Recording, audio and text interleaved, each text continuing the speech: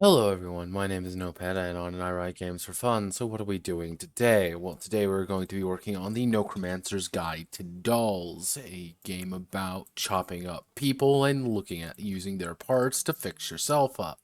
So,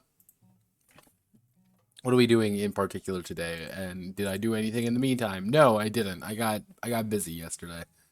Otherwise known as I was working on the High Fleet game. That thing is 80% done and I just want to finish it. Because the second the High Fleet game is done, I never have to think about the High Fleet game again. But what was the what are we doing today? What's the thing? What's the main draw of today? Well,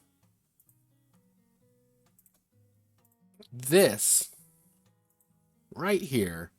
You see this word right here. So, yeah, well, I'm going to attempt perhaps foolishly, perhaps I just hate myself, but I'm going to attempt to convert Nechronica to a strict grid-based system. Is there a particular reason why I'm doing this? No, I'm doing it because I hate myself, I guess, and you're getting dragged along with me. So, what does this actually mean? Well, a grid does have a very different set of concepts with it. If we take this idea, so let's just, where's the little drawer tool? So let's just take something like this. A very simple 4x4 grid. Just the act of moving like this is a different thing to think about. These moving around across different areas and objects does immediately add a different layer to combat, which Ryu very diligently said, fuck that shit, and didn't worry about it, because he didn't really want to worry about it. Hence why, right up here, I have like the entire thing about like its Nechronica is unique because it's incredibly abstracted. And the reason why it's abstracted is because it's important because he didn't really want to deal with that, which I understand completely. However, we are going to deal with it because I guess I hate myself. Actually, what I'm going to do, you me and the end of the world, what? Let's see. Does this do I actually have something here? No, I don't. Thank goodness. So it's going to open. I'm going to open Paint. I'm going to open paint.net just so I can make a grid on it because I have a system to actually a thing to make a grid really easy. So, how do I want to word this? So, okay. Nechronica traditionally takes place on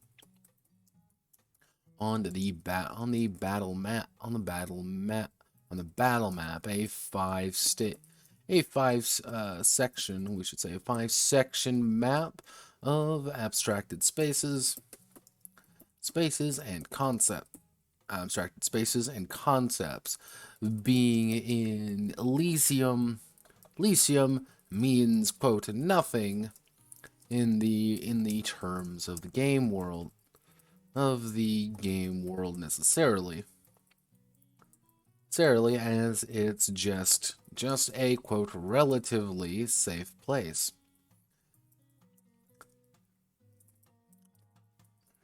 Um, this abstraction has allowed the game to nurture a particular set of concepts and ideas through its design. Now, what happens when you remove that grid? What happens when you remove that battle map? Affectionately, the game breaks. Nechronica cannot actually function without a map of some sort. or due to the weapon ranges and particular abilities relying on those ranges. However, what if you were to replace that? What if you replaced that battle map? What if you were to place that battle map? This section is going to be covering my workings on adapting the Nechronica system. To a traditional I'm going to use hexes because I like hexes, okay?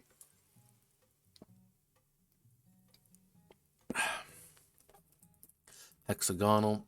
Let's see, a Nechronica system to a traditional hexagonal map with optional squares. Because adopting hexagons to squares is not actually that complicated. The problem is that it looks a lot blockier and a lot worse. So, traditional hexagonal map with optional squares. Is this a good idea? Absolutely not. Absolutely not. But I want to see if it works. So, we go here, we open this up. Particular, it's affectionately. So, what I'm going to do is I'm going to click this button right here. We're going to click this button right here, and we're going to hit that. So here is our handy dandy paint.net document. What we're going to do is we are going to resize this to 9 by 9. 9 by 9. Why is that there? I said we're going to resize this to 9 by 9. And I have this. You won't have this normally. I have this installed because I thought it would be nice and I want to make a hex map. So what we're going to do is select 50. We're going to center it. And here we go. Here is our map. This is what we're going to actually be using. If I select this. This is what we're going to be using right here as pretty much our sample way of doing things. So I'm going to be switching between these two pretty regularly. And technically what I should do is add a token of some sort to represent a doll. And what I'm just going to do is I'm going to add a circle right here. And I am going to color it black. There we go. That's going to be our sample character. It's going to be great. Okay, so let's get rolling. So, the first thing we need to worry about is... Actually, what I should do is I should open up the actual Nechronica game. Actually, why don't I need to open up the book? I can open up the wiki, because the wiki's right here. Ha-ha! So, let's see. I want to look at this section, and then I immediately... Where are you? I need to look at official files. So we've got this. I don't need you anymore. Okay, there we go. Official files, and where's the battle map? There we go. There's the battle map. Alright, there we are. So let's just double check real fast. So stage of battle, deploy marker in areas. Any additional karma can be explained at this time.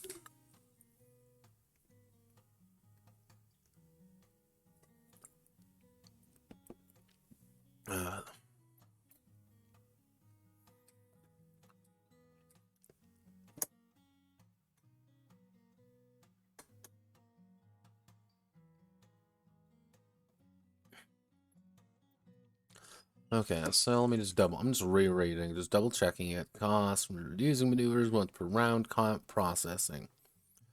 Okay. So these checks perform the attack maneuver. Let's see. Target chooses.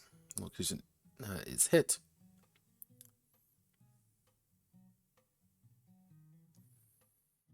So damage part, dismemberment check. If failed, all parts of the location hit are damaged without regard to numerical quality of the damage received, number of types of enemies. Yeah, this is... Yeah, okay. We don't need to worry about that. Okay. Let's get going. So the first things first is the battle. Map. Actually, I'm going to call it the battle grid, I guess. The battle grid, just to separate the two. So, the battle grid. When the battle phase begins, the dolls are placed onto the battle grid, reflecting their positions in the field. Each part of the... So let's see, each part of the... Actually, no, I'm going to call it each tile. Each tile of the grid in a... Actually, each tile of the grid... Each tile is represented as a hexagon with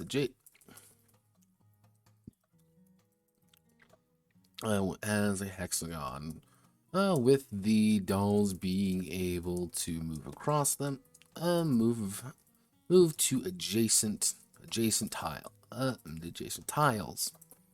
during movement.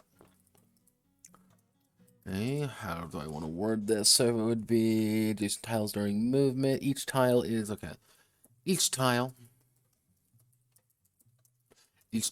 considered to be around...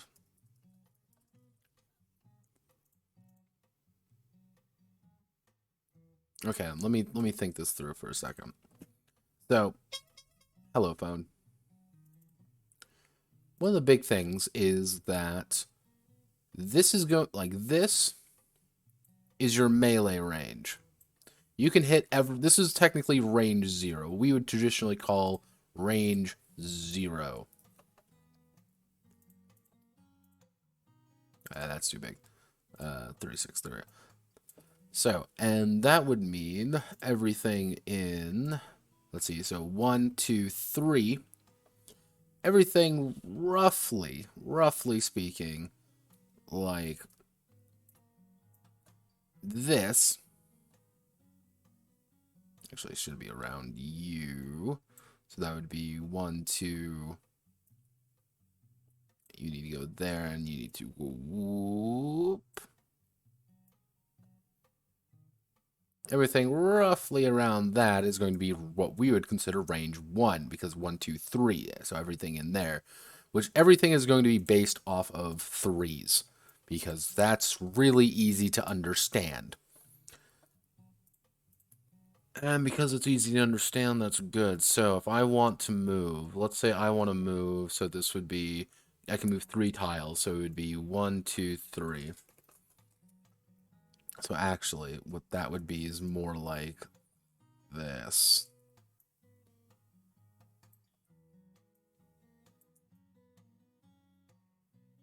So yeah, you would be a little bit more constrained. There we go. A little bit more constrained like this. So if I wanted to move 3, it would be 1, 2, 3. So, okay. Alright, that works. So let's see. Each tile is going to be considered around, we'll say... Hello, phone. How are you?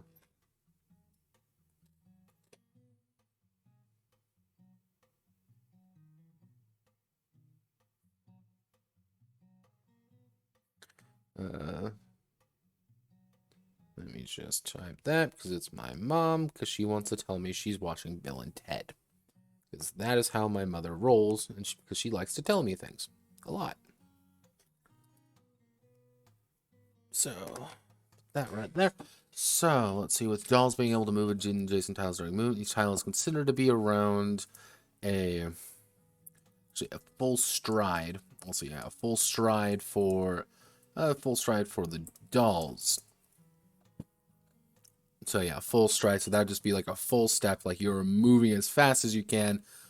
I'm not really going to define it because that's going to get really complicated and really messy, and that's not really what we're here for. We're just here to put it on the fucking grid because fuck you. Be around a full stride for the dolls, allowing them to cover distance relatively quickly. So when the doll is required, actually, when the doll is required to move, they move.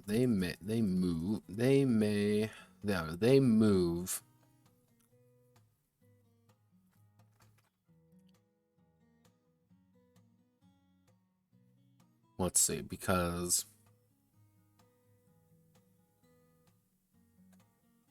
no, okay. Because movement's going to be weird, because, like, majority of things are going to be, like, move 1. What does move 1 stand for? What I was thinking is going to be pretty much 1 to 3. 1 to 3 space is 1 to 3 tiles, effectively. You're going to be moving 1, 2, 3 in any direction. So to move the adjacent 1, 1, 2, and 3. That's how it goes. So when the tiles are required to move, actually I should say is when a doll has a move maneuver, when a doll performs a move maneuver, they are able to move a number of tiles equal to the move value times 3. So they can, if they want to, if they spend that 1 AP to move, they're going to go 1, 2, 3.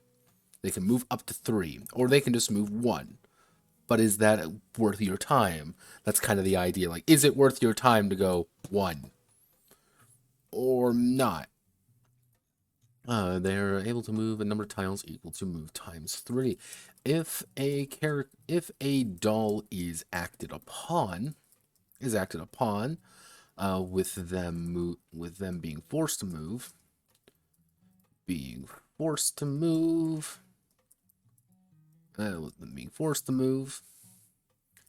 will be moved in a straight line back from the source, straight line to or away from the source at full speed. So using this as our example, I'm going to get rid of you. So we're going to select you, Control C, Control V. So, and I'm just going to mark you as red, just so I know. So, Black here wants to move. She's going to do a move 1 action. Let's just say she uses maneuver, it would be bone or something, correct? So she could go 1, 2, 3. That's what she's going to do. That's her action. However, if she is acted upon by red here, and red uses a move that says, okay, move 1. This character is going to get moved in one or two directions. She's going to go 1, 2 closer to her, or she's going to go 1, 2, 3 away from her. So it's kind of like in this line. If you have a situation like this, it's going to use the same thing. 1, 2, 3, or it's going to be 1, 2, 3. Kind of like away, as far away as physically possible, as determined by the actor. Okay.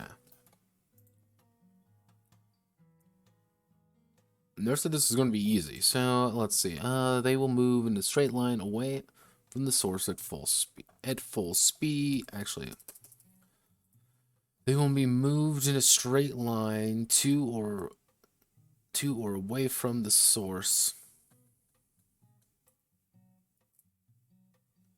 Away from the source as chosen by the force. So, let's find something here real fast. I want to go to NGTT spreadsheet. I just want to open my spreadsheet.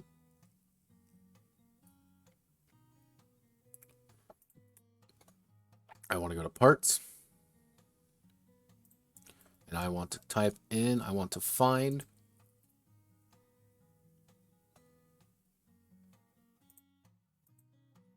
I said I want to find. It's loading still. I want to type in move 1. So what can move? Bone can move. Animal legs allow you to move 1 to 2. That means like you can do that. Adhesive pads move 1. Hinder move against. Let's see. Hopper move 1. Hinder move. Hinder move 1 because that just means you cannot move. Mecha tentacles move 1. So saber tooth move 1.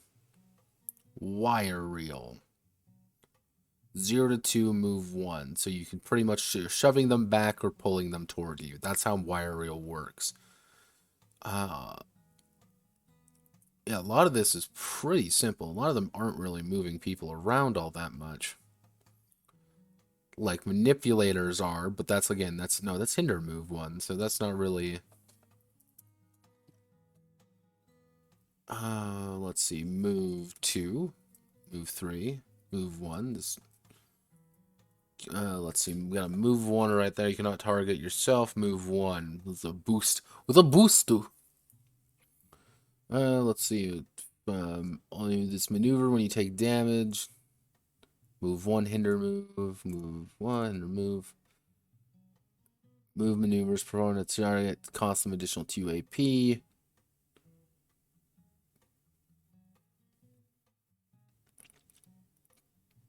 Pile bunker, which is just move 1 to target. Well, yeah, which is just force them to move in a direction, which is usually going to be relatively close, which is going to be up to 3, which is a big deal.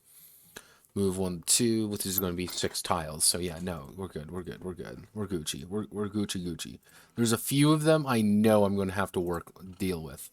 So their move value, number of tiles of dolls acted upon, they may, with them being forced to move, they will be moved in a straight line to or away from the source as chosen by the force. So.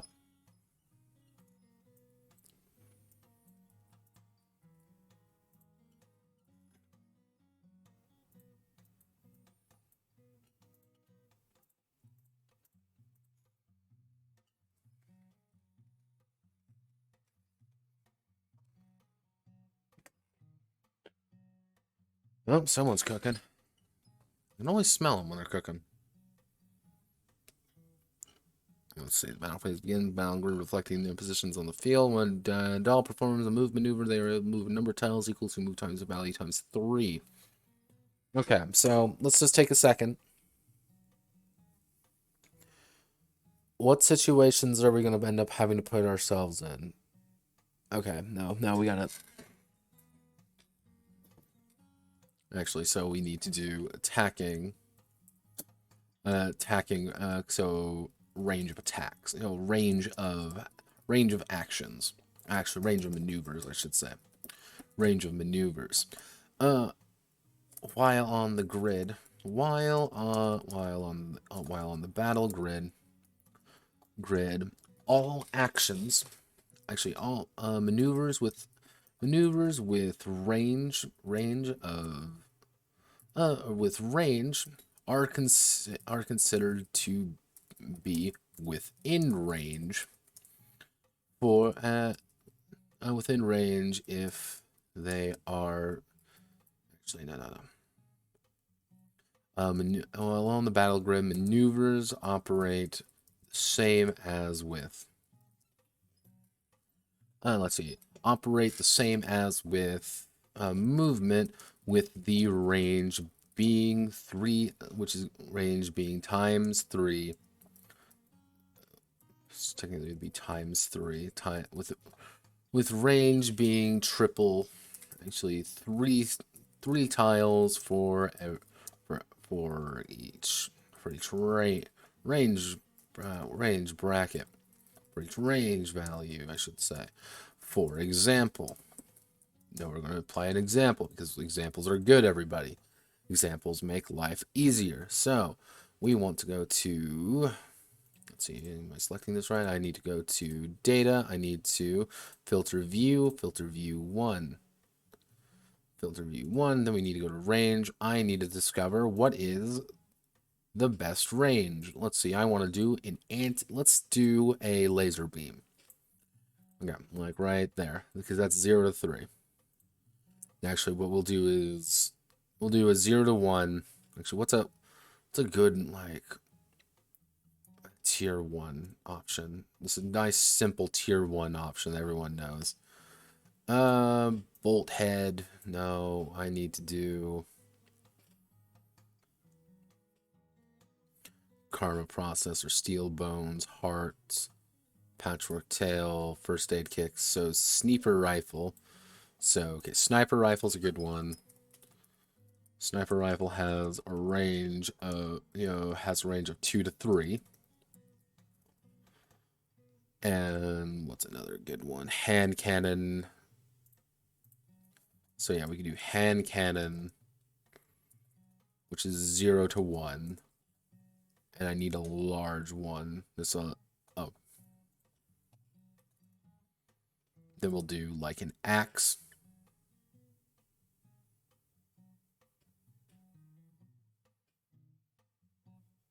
Actually, no. We'll do a metal bar. A metal bar, which has a range 0. For example, the sniper rifle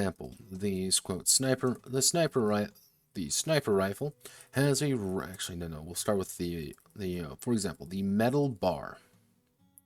The metal bar has a actually no. Fuck, what's a good one? No. For example, the sniper rifle. No, wait, fuck, what's a good one? What's a good option? 0 to 3. Yeah, I guess laser beam. I guess we'll go with laser beam because that's a good one. For example, the laser beam has a range of 0 to 3. For 3 tiles each range value. Actually, so put in for maneuvers with range 0. The doll can affect adjacent targets. Adjacent targets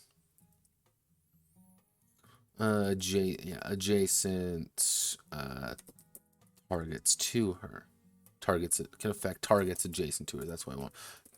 Affect targets adjacent to her on the field. For example, the laser beam has a range of 0 to 3, meaning that a doll can use the laser beam maneuver against a target within 1 to 9 tiles of her in a straight line. 1 to 9 tiles of her. 1 to 9 tiles surrounding her. However, using a sniper rifle, with a range of 2 to 3, she may only use that 6 to 9 tiles away from her. Away from her. So she has to count out 6 tiles away. If it's not 6 tiles away from her, that sniper rifle isn't really going to be very useful to her. It's not going to be able to actually do much. It's not effective. But I should put in a rule there about not being within effective range. However, using sniper rifle with range 2 to 3, she may only use that 6 to 9 tiles away from her. Limiting her options. If a maneuver, I should say, if a maneuver is outside the range of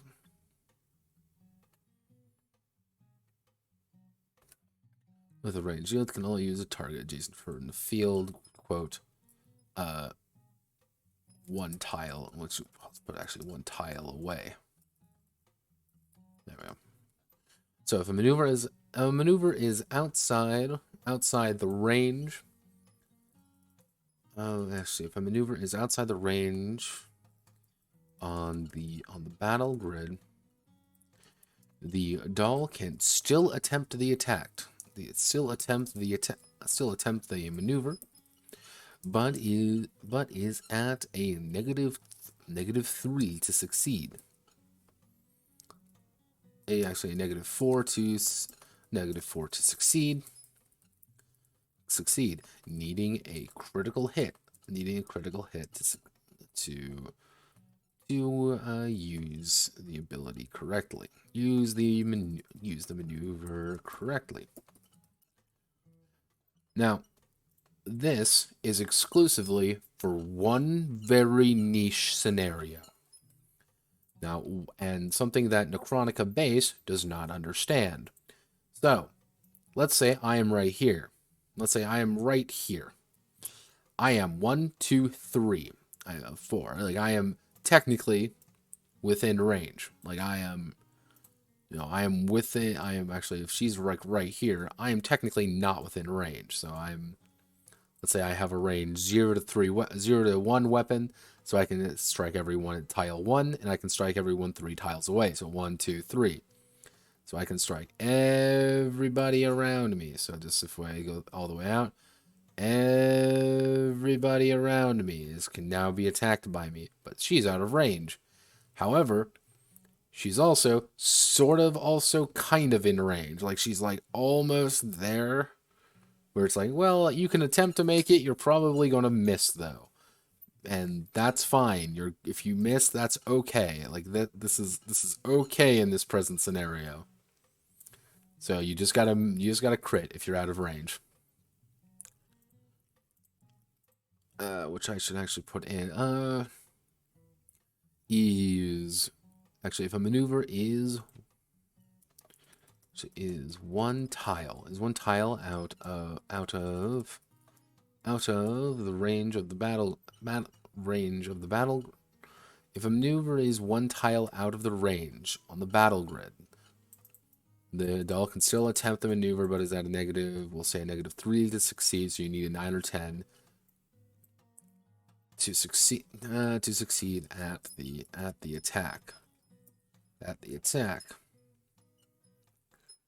So pretty much you need everything. Like, you have a 50-50 chance. Like, you have a very limited chance of actually hitting, but that's the point. So we have range there, and if we're using range, so we're dashing around, we're moving around. We have to address the movement.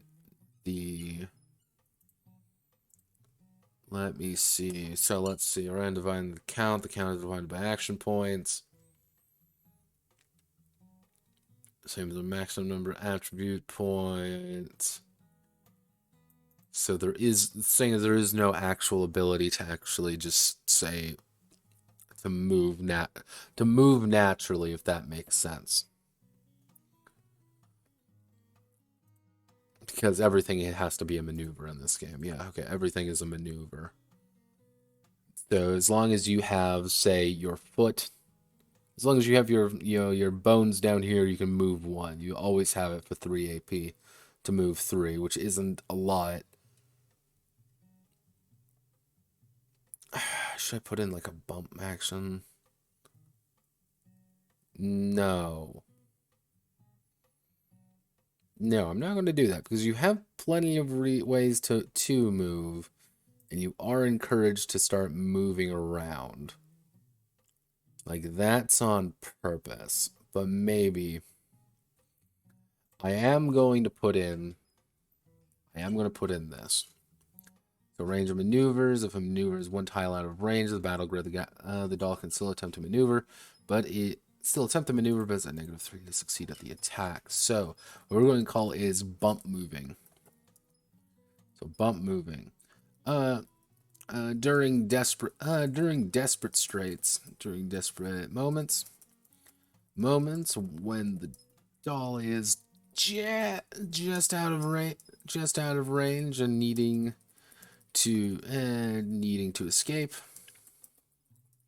she may opt to, quote, bump herself in the right direction.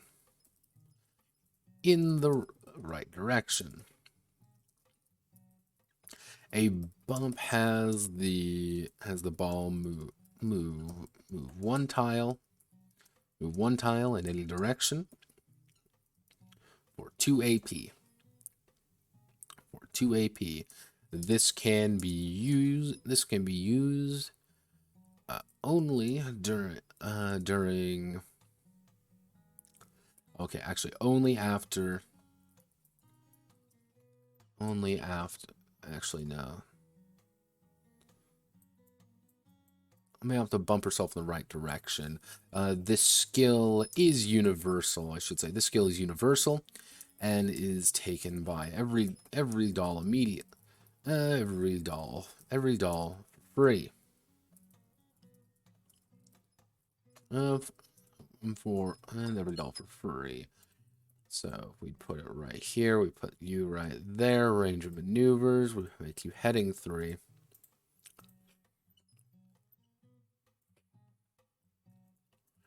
So, and I'm going to have to put in a few extra things. I know what I want to put in. It's just about doing it right now. And what I need to do is get right over here, select you, because I need to select double time here. Paste you right down there. All right, so let's zoom in on the Untitled spreadsheet. So, and what we're going to do is call the bump. It's going to call a bump move. Grid combat. It's going to have the timing. Let me see if I can remember my timings. So the check damage.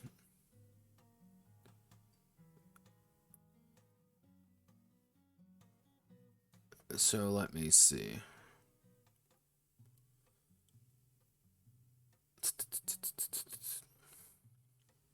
Because there's the count. If I remember the count correctly, it's...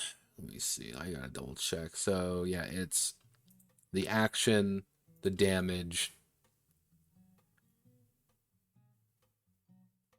Okay. So that would be... Unless we count it as rapid. No, let's make it rapid. So you can use it right away, but the problem is it's like not really that good to use. Range is going to be effect. The doll moves one tile on the grid, on the battle grid. Moves one tile on the battle grid in any direction. What I'm going to do is actually it's going to be a cost effect in any direction.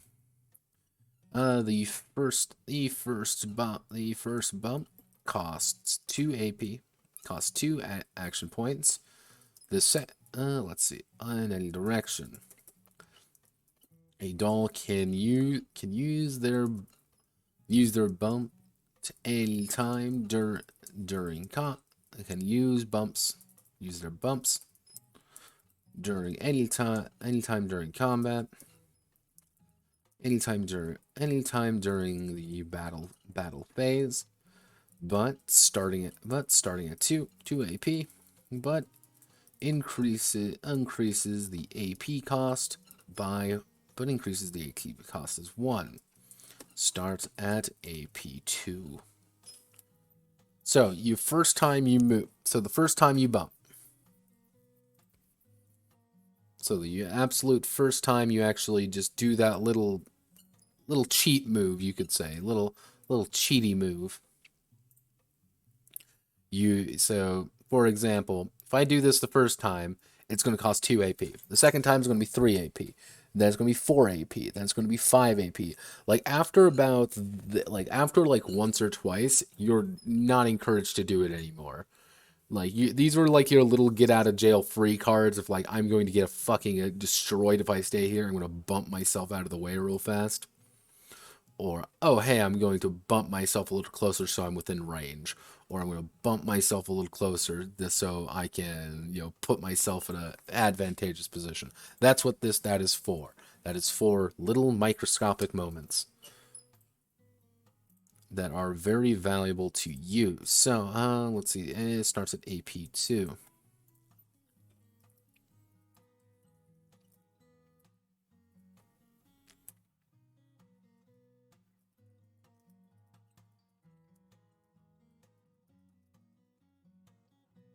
Let's see. In the heat of battle, an extra step could be the difference between between salvation and damnation. Oh, bump move. Everyone gets the bump move because we like bumps. Based on linked. There we go. There we go. That's going to be our skill right there. Everyone gets it. It's timing raptum, cost effect, range effect. Technically, it doesn't have any range because you're only going to be moving 1. If you wanted to move a full range 1. If you want to do just the cost of move 1 using this technique would be 2, 5. It would be 8 AP to do. Actually, no, it would be 9 AP to make a full move 1 with this method. It's for very specific situations and very specific moments. That's literally all it is. Let's see. Oh,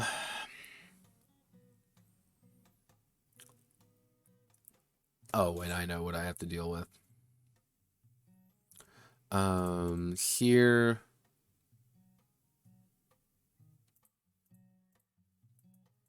It's kind of important that I deal with this right fucking now.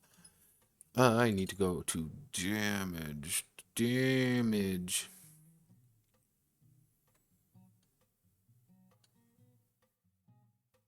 It doesn't have it in the wiki, does it? It probably has it in the... what I'm having to worry about right now, the part that's I'm thinking that's going to be a problem child and I want to deal with right now is the fact of explosive weapons. Because explosive weapons are treated ever so slightly differently from regular weapons. And I just want to make sure that those are working correctly. So, let's see about the dolls. We want to do positions. Nope, we don't got to worry about any of that. So combat karma in favor. So I mean, victory conditions, flow of combat, maximum action points, count processing.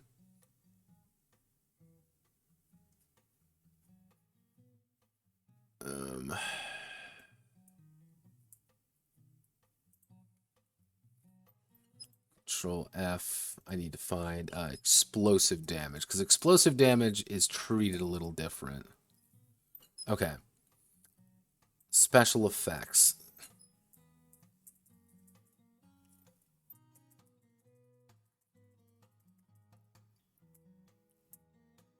Okay.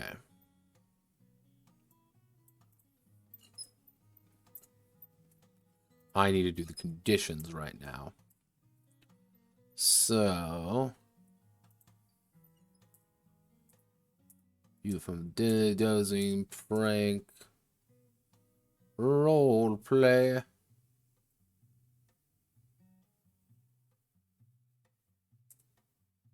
Actually, not explosive. Explosive. Just give me what I want to know. Gunshot, explosive, instrument of evil. Okay, effects. So, what effects are we not using?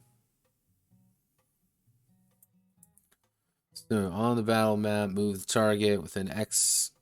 So, move X. So, a target within range, move Eden, support X.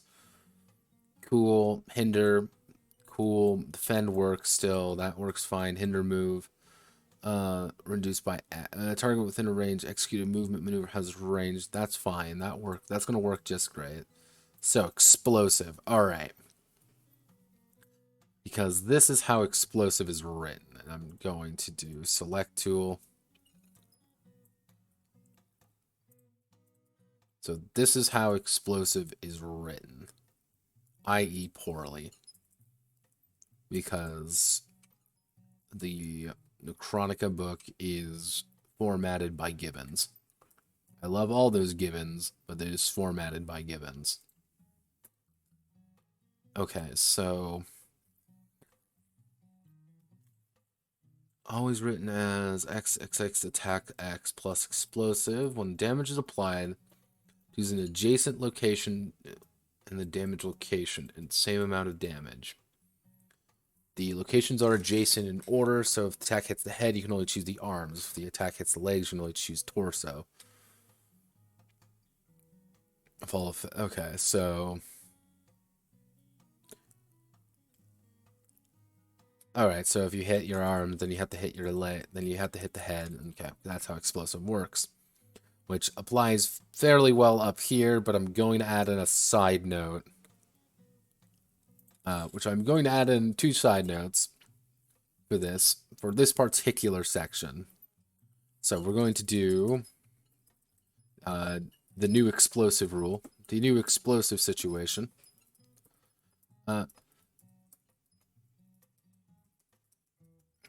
Due to how explosions function, when a doll is hit by a explosive maneuver, in addition to taking the additional damage. The additional damage to her parts. All adjacent targets to the doll also take a single helping of the damage.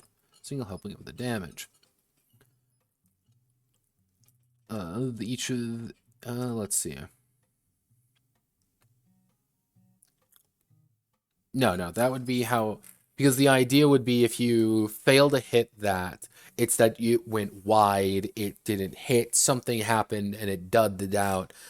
If you fail to hit that, that D10 check, if you look at it and you're like, haha, I'm gonna hit, and you rolled a fucking 1, what's gonna happen is that it's gonna go wide, or it's not gonna hit. Like, you just don't hit. But this is just saying all adjacent targets also take damage. So, using this idea right down here, if black is sitting right there,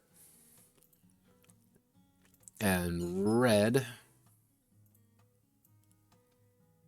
actually I should select that a little bit better. There we go.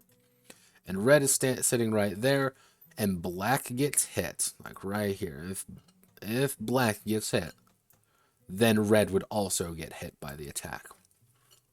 With the assumption being that this is an explosive attack, and explosive attacks go boom, and people die when they get hit in explosions, because that's how an explosion works.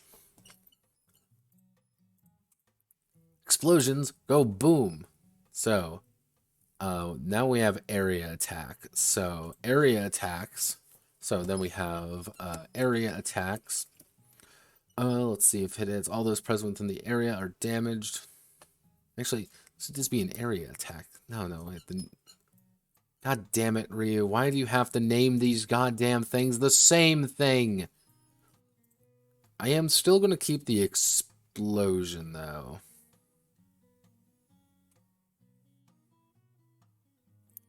So unless this includes one making the attack on our allies.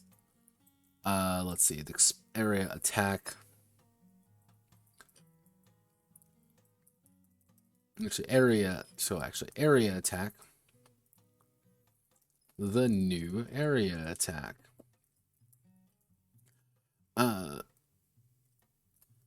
When a doll is struck by an area attack, when a doll is struck by an area attack, all tiles two. Actually, no. How do I want to do this?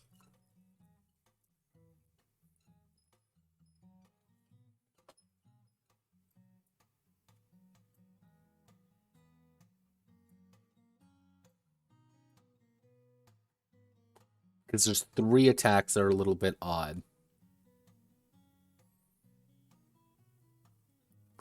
Okay, now what we're going to do is explosive. No, what we're going to do is area attacks.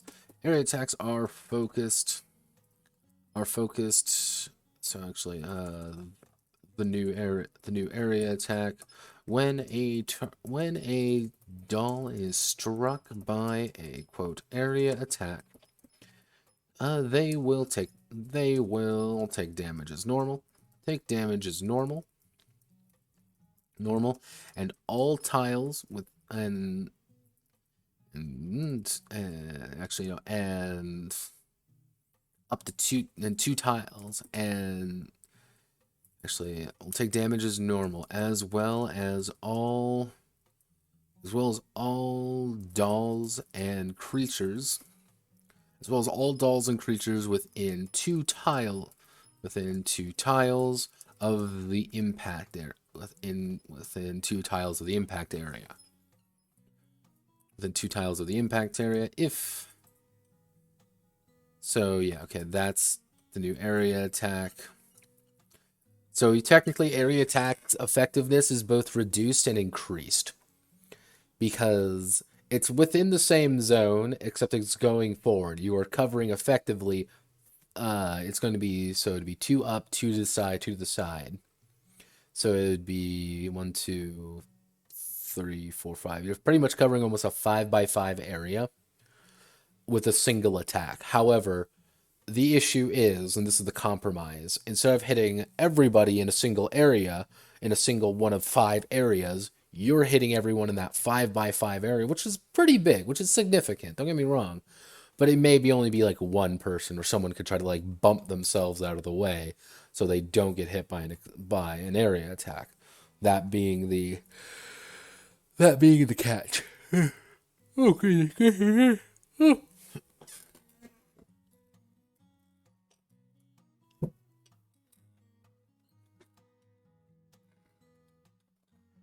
So the new area attack. So actually, I'm gonna put a design note for that one. So I'm gonna put you there. Insert footnote. Design note. Area attack's value is going to be a 5x5 section of the battlefield.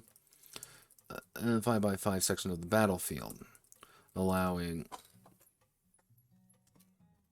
Actually, it would be a honey. It would almost be a honeycomb, wouldn't it? Because if we look at here, if we want to go 2 out from every direction, so here's this.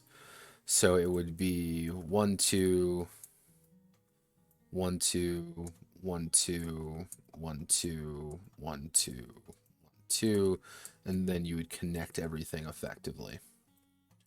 So you're covering in a hex map anyway. 1, 2, 3, 4, 5, 6, 7, 8, 9, 10, 11, 12, 13, 14, 15, 16, about 16 tiles. It's going to be about 5x5 section. It's going to be a major section. Actually, it's going to be a large section of the battle. Of the battlefield being struck, being hit. This is to balance out the loss. That area attack once had. with only five locations. Locations to hit, area attack, both prove to be a valuable asset as well as a dangerous proposition. This method should, in theory, assist with that.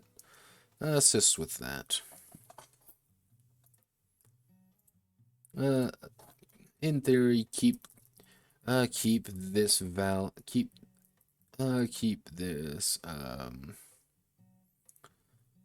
as well as dangerous proposition. This method should, in theory, keep this balance as being a massive explosive, killing everyone nearby. Because that's how it works. Most characters don't really gotta worry about it too hard. Legions, do we need to address legions at all? I think we probably need to address legions. But what I'm going to do is, actually what I should do is the battle grid cannot move maneuver. See, a doll cannot naturally move through an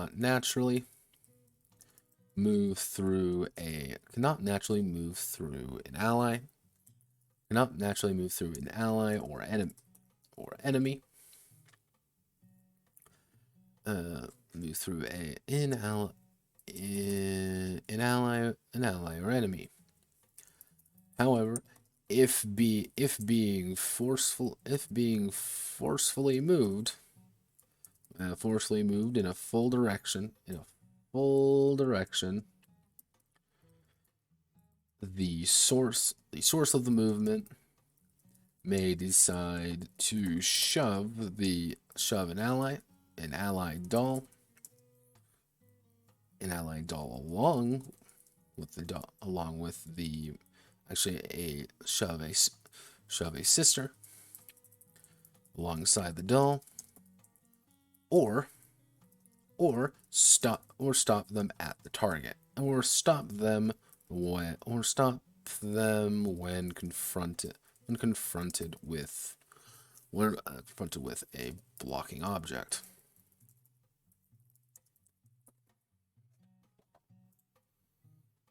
So the idea behind that would be, if I'm moving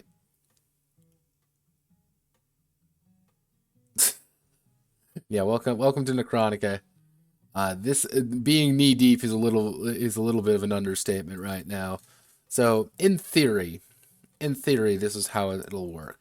So this is the target. We'll just do 1, 2, 3, and this is me. So if I get shoved back 3, 1, 2, 3.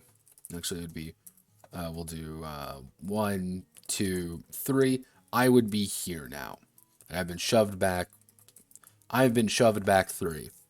However, if I have an ally here, I'm just going to put an A right here, I might only be moved back like 1 or 2 spaces because I'm being stopped by an ally.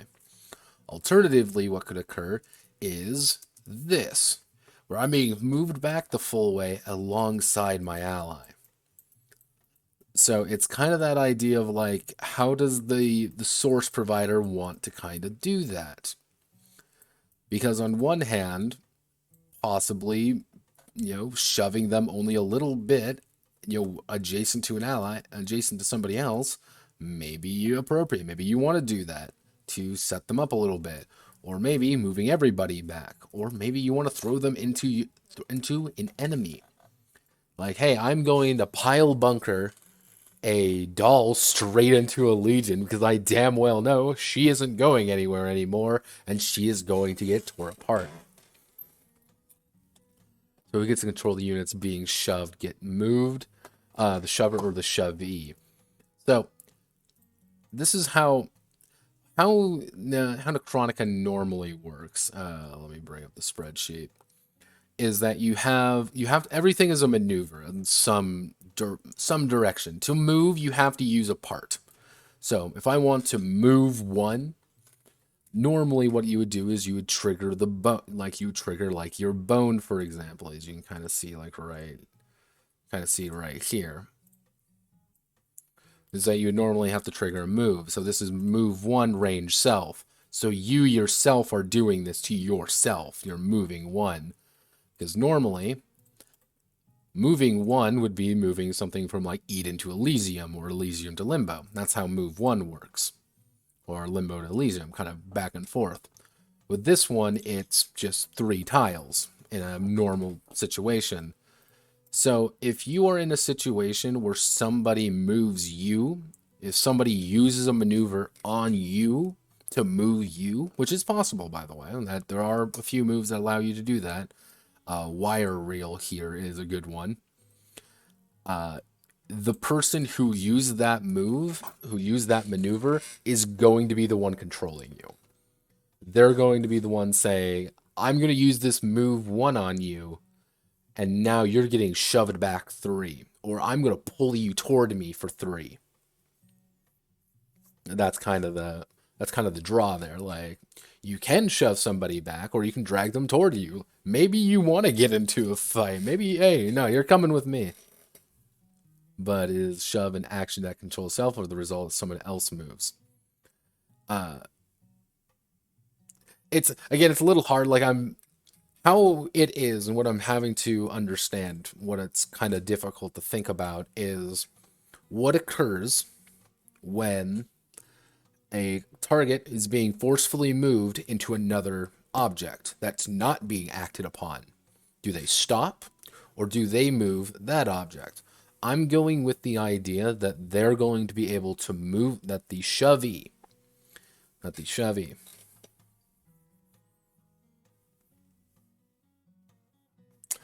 See, that's the hard part. Shove isn't really the action. That's the term I've been using because that's effectively what would be occurring. Like, what's a good you got like, I think the best way to word it. Let me see if I can. Like, it's one of those situations. Like, let me bring this up. Yeah, no, we're getting fancy today. We're bringing out paint.net. And let me click out literally every single object I have on my computer here right now. So I need to, like, the difficulty of what I'm like having with right now, because it's pretty obvious, if red if red uses a move action, like a move 1, so pretty much you're going to be moving 3 tiles. On black, they can say, okay, you're going to come to me. That's 1, but they can no longer move toward me. I can't move them any further. Or I'm going to move you back 3. 1, 2, 3.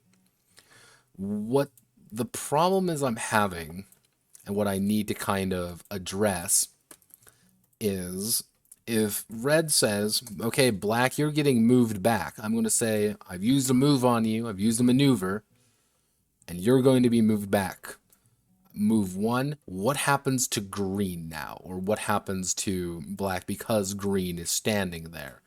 Does black stop there? Does green move along with them? Is it something more like, okay, move there, boom, and then boom, boom, boom, like, it would be this boom, like green gets shoved back with them? Or the player's dolls or puppet master. They are dolls, actually, but not how you would traditionally think of dolls.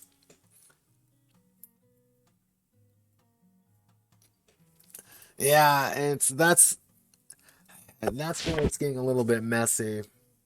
It's, again, the game isn't accounting for this. Because the game doesn't think about that. Because why would it? It has zero information. The original writer of this game, the original writer of the system, didn't even factor this in. Combat is entirely abstracted out. And, the battle map is entirely abstracted out. So things like this, and that's why I'm like trying to have to think about it. So it's like, okay, yeah, no, this isn't totally mine. If this was totally mine, Yeah, so you're adding the grid combat. Yes, I am adding the grid combat because I said I would. Uh, Combat in the game normally takes place entirely on this battle map. This is where it takes place entirely. And everything is abstracted out. Everything is very not, I wouldn't say non-technical.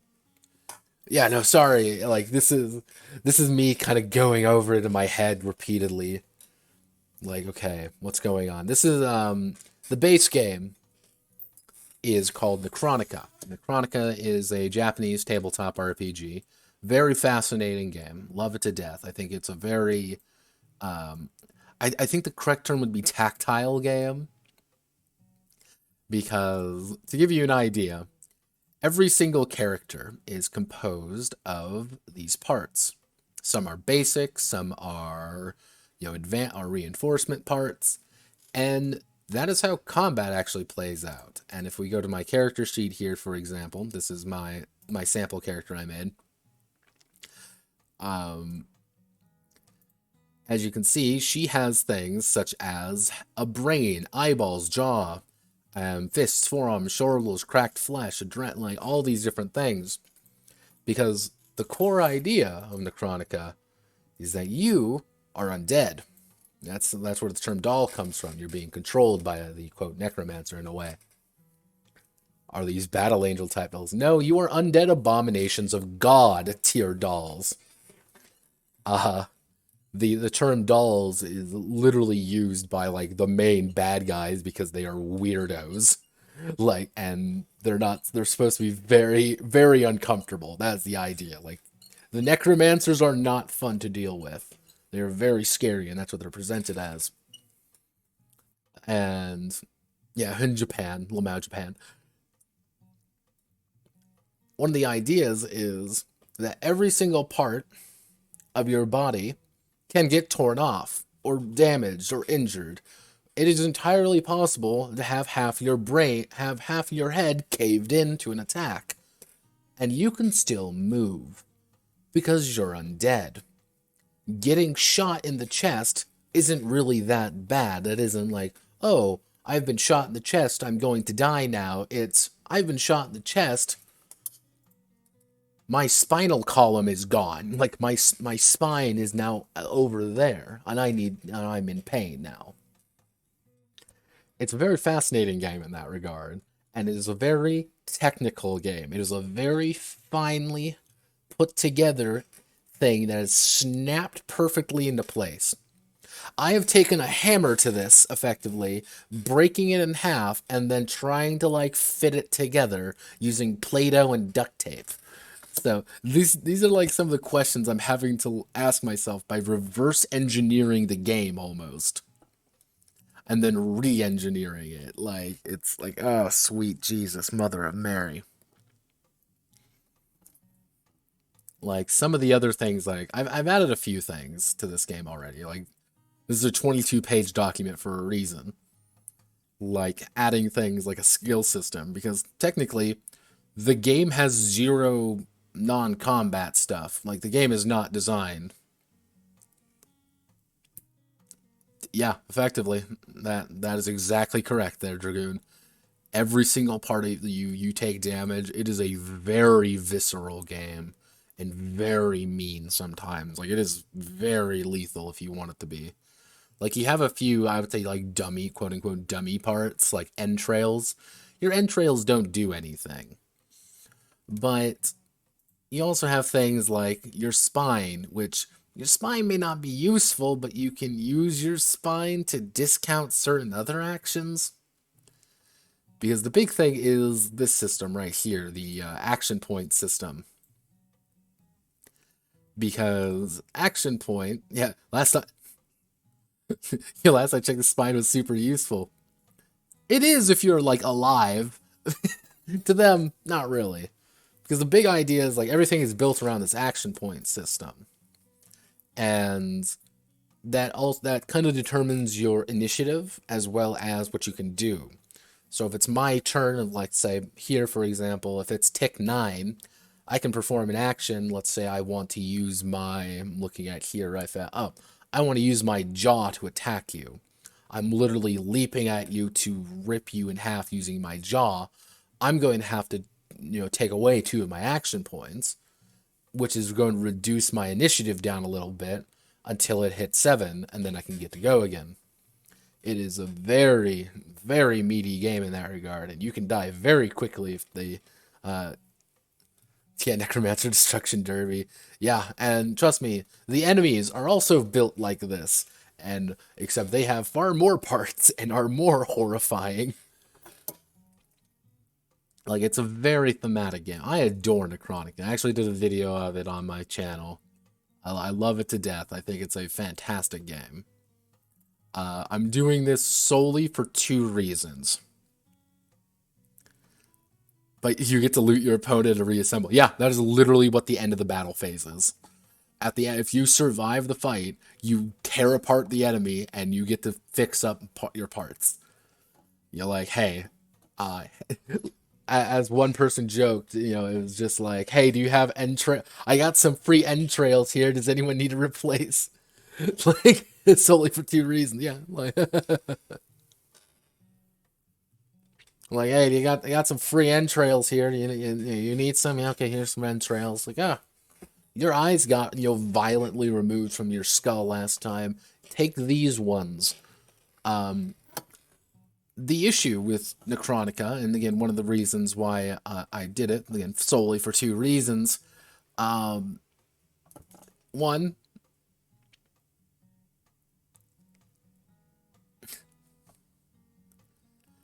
but it would be good for this game. It may be. The issue with Nechronica is it's not officially translated. Like, there's no official company. I should actually take that back. An Italian company is translating into Italian. It's located entirely on the wiki. It's entirely free. You can get it right now, download everything. Is it like a flawless game? Look, no, it's translated by fan community. So there are some little issues. The other issue with Nechronica, and the reason why people sometimes balk at Nechronica, for good reason, mind you, is this is the cover of Nechronica. Yeah. So yeah, that is the cover of Nechronica. Ryo Kamiya, the writer, is a interesting individual. Let's just say that he is an interesting individual, and now, mind you, there's a thematic reason why all the characters are designed to be teenage to young and younger girls. It's literally a game about the loss of innocence. However, I want you to pitch this game to anybody, and you will get looks. Unless you are really good at selling something, and unless you can immediately hop in on an idea on it. It's a no-go. It is a no-go on that one, which is one of the reasons why I have this section right here. This is going to be for next week mostly.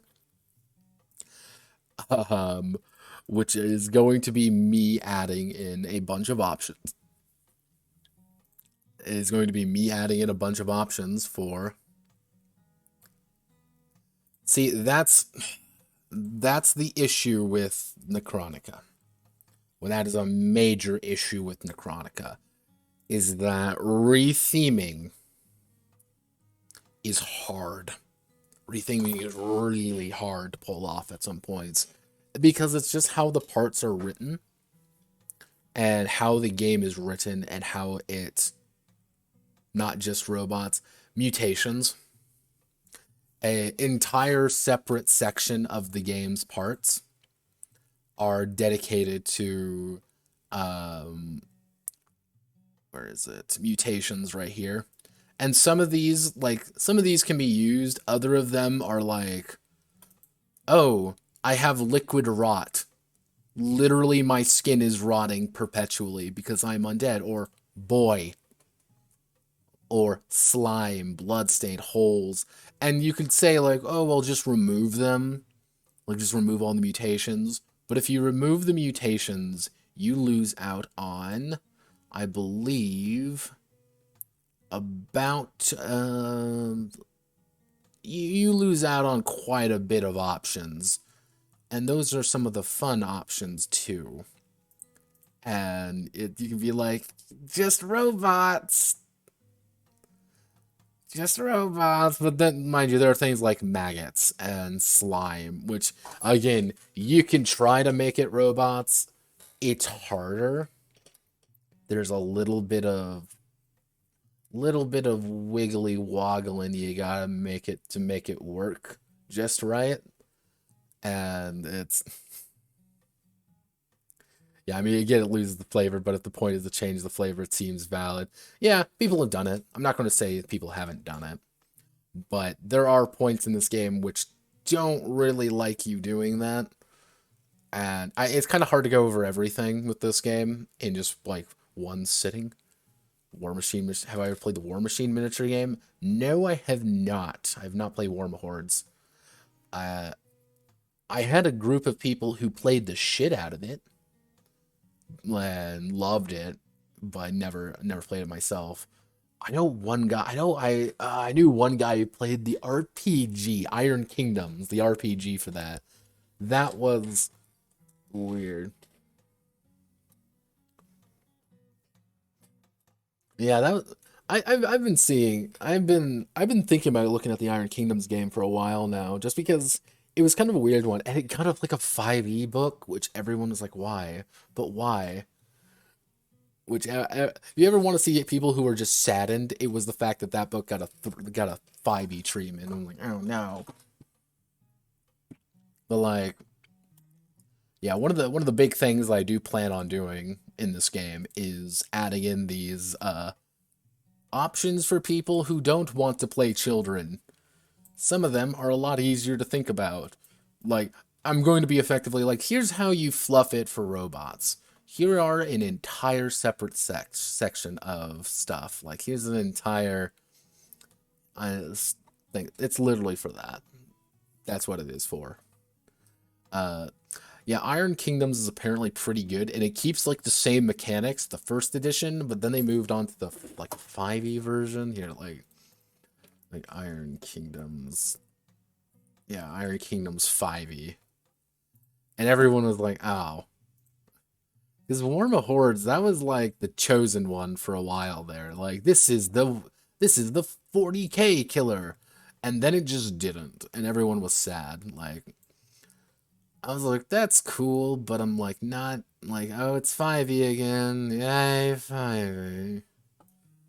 People get this bad opinion too, is that I like hate 5e. I don't. I think people overuse it though, and that's my main issue. Like, I think people way overuse 5e for everything.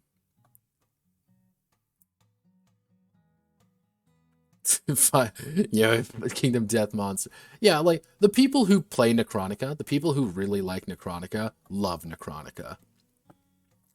But I'm also the first one to always tell people it's okay to not like it. I love it. I love the game. I think it's like, thematically it's perfect because, again, it's a game about loss of innocence. These editions are partially for me because I think it's fun to deconstruct systems, and partially for my desire to add in things for people who may or may not want to do it. Just to say, like, here are options that you can keep all the thematic flavorings that make this game fun, that I enjoy about the game, while also not getting weird looks by your friends trying to pitch them the little girl game. Mostly because the writer, Ryo Kamiya, is a fucking weirdo. Like, I'll be the first one to say that. Oh, hello, Ajax. Yeah, the Italian company doing it. Everyone was surprised about that, but I looked into them and they're like, yeah, no, that's entirely what I think it is. However, if forcibly moved, doll cannot naturally move through an alien enemy. However, if being forcefully moved in a full direction, the source of the movement may decide to move Move a sister alongside the doll or stop them when confronted with a blocking object. I'm gonna have to I'll put a picture there actually. See if I do this and I put bumping maneuver there and then a new area attack, and that will allow me to go into this section, which is going to be about what?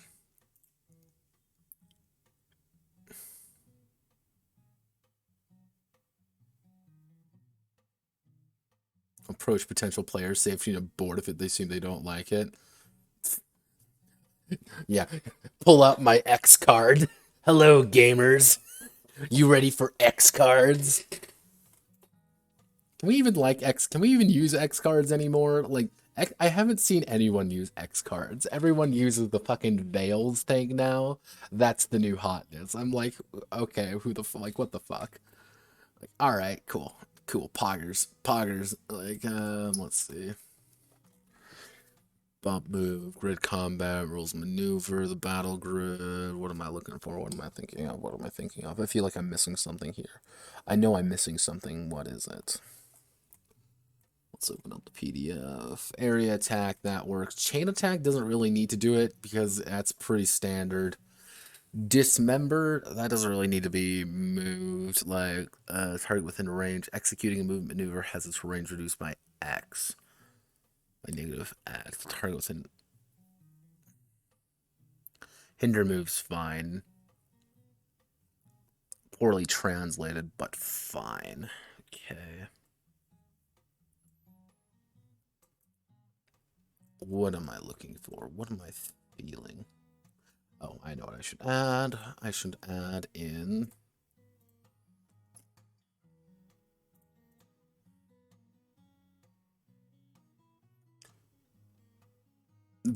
Veils are the new thing. Let me see if I can like Veils TTRPGs. Like, no, lines and veils. That's what it is. You can already tell. There was one, and it effectively is like you have them fill out a literal like document of if like the lines are hard and fast. Yeah, it's like the lines are hard and fast. That's like saying I do not want explicit gore. I do not want torture in my game. Something like that. While a veil is supposed to be something that you're supposed to like cover up, it's there, but you aren't really supposed to like bring it up as like a major plot point. Like, I want a veil over torture. Like, you can say like you can allude to it, but you can't just say like you walk into a room and Mr. Hot Poker is shoving it in somebody's eye or something. You can't do that. The veil says no, but you can still have it. Is this something that normal human beings can just talk about? Yes. Yeah, it was kind of like that. Like, again, lines are hardened, like, this is a line I will not cross. While a veil is like, it's there, but let's not see it. It, do, I've had this conversation about things like X cards before, and my thing is that an X card is fine for two situations. Like, you are playing like a con game. It's like veil every conversation. It's like, no. Yeah, like con games, like X cards and that shit are fine. Because you don't know these people. You probably never see them again. So it's okay to be like, shut the fuck up, please, you're a weirdo. Like, just no, just silence. And everyone's like, okay. The other one that I feel that it's okay in is if you're dealing with, like, really hardcore shit. And I mean excessively hardcore, and everyone's agreeing to it because it's more along the lines of, we don't know where this is going. And the GM is even like, I don't know how far you guys want to go. Like, Like we don't kind of know where people are going with that, but that would be like either a very personal group of friends who are doing some really weird shit or like ERP stuff is where that's like a card that should come in. Those are the two situations. Like, well, there is kind of like an accepted code of conduct. And I think people do follow that code of conduct. Like 99% of the time, people are going to be fine. It's just that 1% of people who make it weird, or maybe they just are awkward people, or they say something they shouldn't because they're weirdos. Like, to me, shit happens. I've GM'd for people who just don't have those thinking faculties sometimes, or are too in the moment kind of thing, and they just kind of forget, like, yeah, there are other human beings around, please calm your shit. Like, but like among friends, among people you are like talking to, no. If like you're like a pickup group, yeah, if you're gonna be playing like 2, 3 sessions with these people, a couple sessions, that's something you talk about. Like,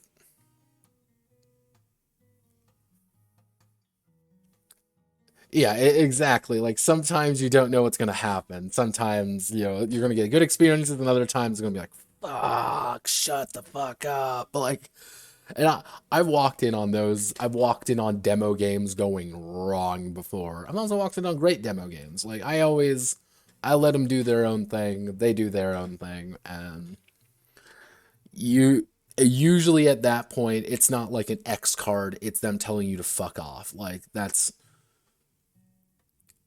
again, it's a lot of these things can be solved by people having normal human conversations. Just like a normal conversation between human beings, which apparently is weird now.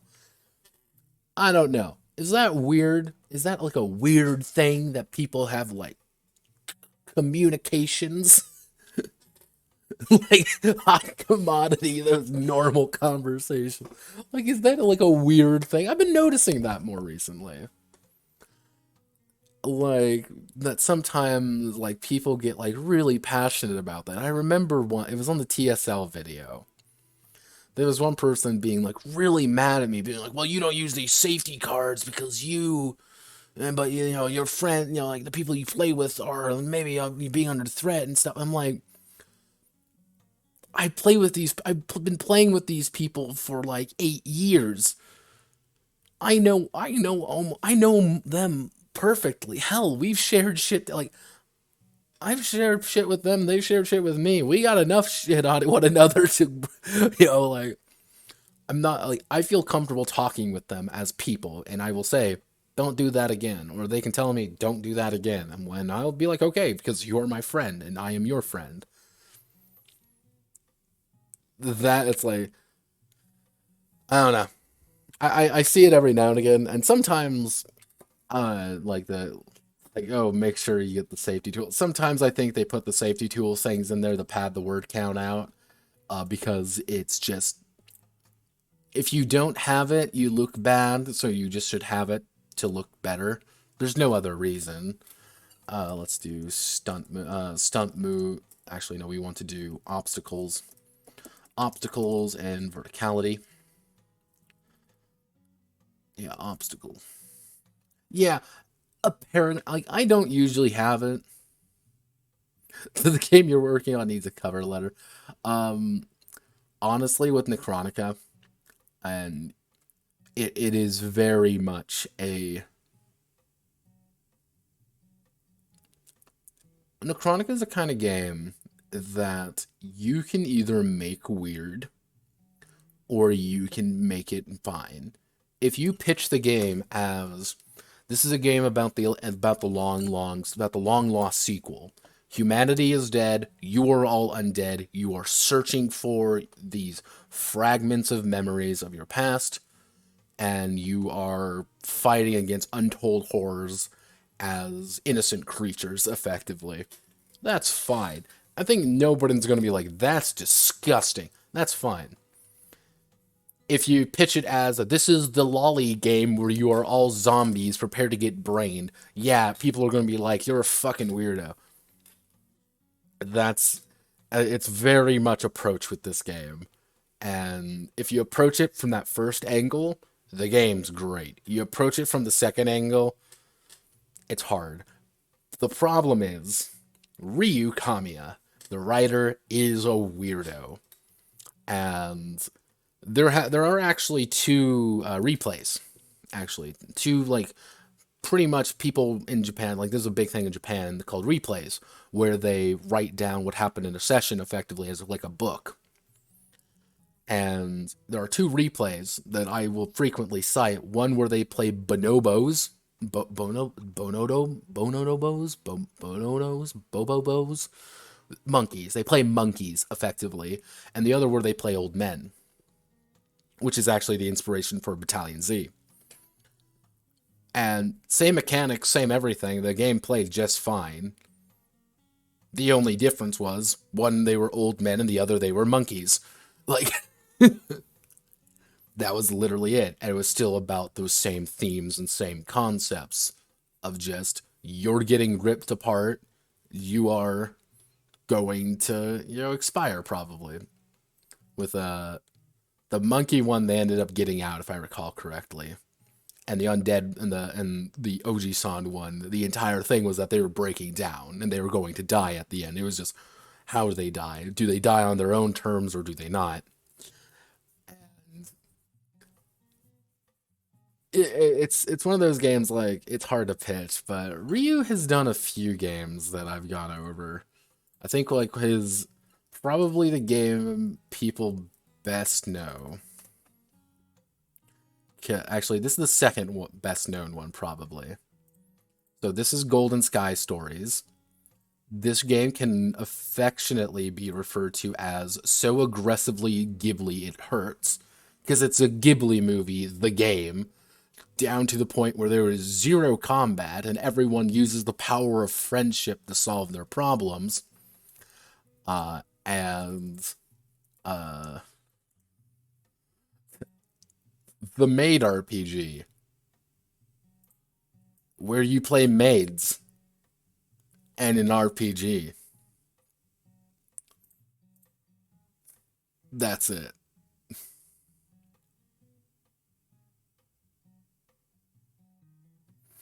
It's Ryu writes a lot of games. He writes very unique games, but Ghibli, but also zombies. I've had one person in the Chronica Discord tell me that like you could totally run the Chronica that way. You can't.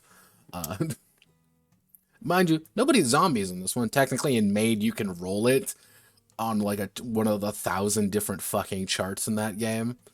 But Ryu's really good at mixing themes and mechanics together. This is why I actually love Ryu, and a lot of his work is really damn good because of that. He also did a game called Zetai Raido. Zetai Raido is literally translated. It's called translated to absolute slavery. Everybody is unkillable demons, and the goal is to enslave other demons using the power of 18 plus content. And it's like, oh sweet Jesus, like the cursed information with that knowledge, the very cursed information with that is Ryu uses the same artist for everything. They're part of a circle. They pretty much work together. The same artist who did that one worked on Golden Sky Stories art. So it's like, oh God, Ryu, no. He again, Ryu is one of those like auteur artists. Like he's an artiste. Let's see. This is one I'm going to be going over soon. Called I think it's called like Dracurogue, Drakurug.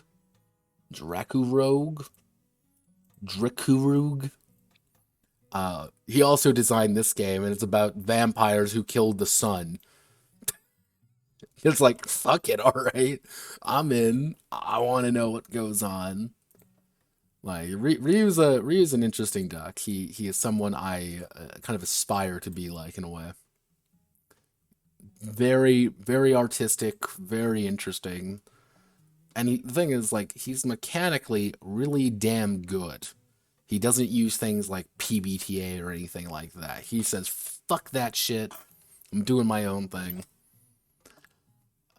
His current one's called Ventagle. That's his newest game, Ventagle. And that one's about effectively like a cyberpunk future. And completely different from everything else he's ever done. Very weird as usual, but that's just Ryu. I'm like, oh, shine on you, crazy bastard, you. Oh, you crazy weirdo. So, littered across the little across the battlefield will be objects that can block movement, and attacks. These obstacles can be used as cover. Actually, I should say. These obstacles come in three varieties. So light, heavy, and unmovable. Actually, what would be a good one for that? Because what I want the idea for these is like these can like suck up attacks. So like you can get into cover, but like if you get hit by like like one of the starting weapons you can get is effectively a 50 cal because oh no, my arm shattered into 1,000 pieces. So what? I can get it replaced. I'm not really that, you know.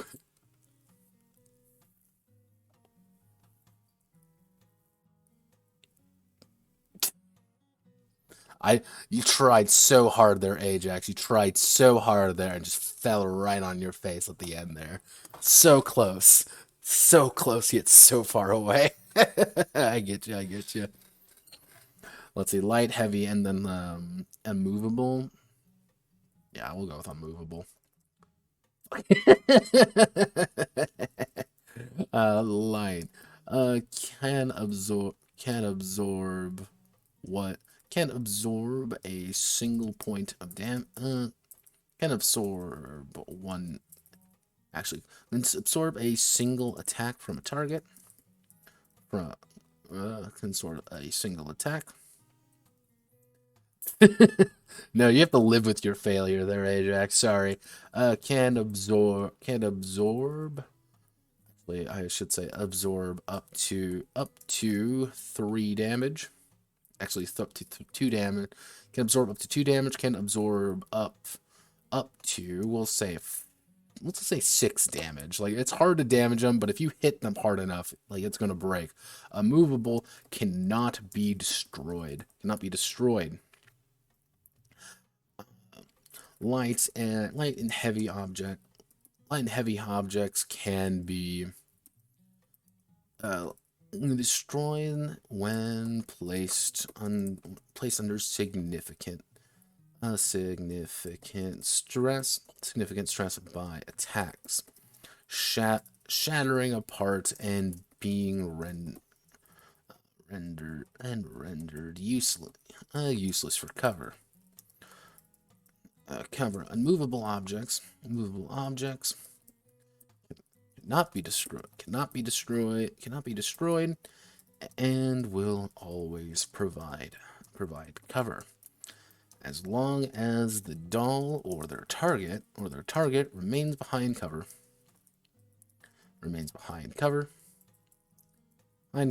Even if they are within range, they cannot be targeted by maneuvers. With the idea being like there is a rock in front of you. You are taking cover behind them. Why do you call them dolls? Because that is actually the name of what characters are called in Nechronica. And that's how they're referred to as dolls. And how I'm kind of building this particular game is if you want to add in grid combat, you can. Or add in nothing else, cool. If you just want to add in the aptitude system, you can. You don't need to add anything else in. So I'm calling everyone dolls because literally that is the term how they refer to characters in Nechronica. They refer to them as dolls because that's what they are. Dolls. Why are they called that? Blame Ryu. It's in the lore. the very long and extensive lore, which I've had to go through way too often. Let's see. As long as the doll and target remain behind cover, even if they are within range, they cannot be targeted by maneuvers. Actually, I should say cannot be targeted by UV or maneuvers. Any damage. Actually, if the object is placed under.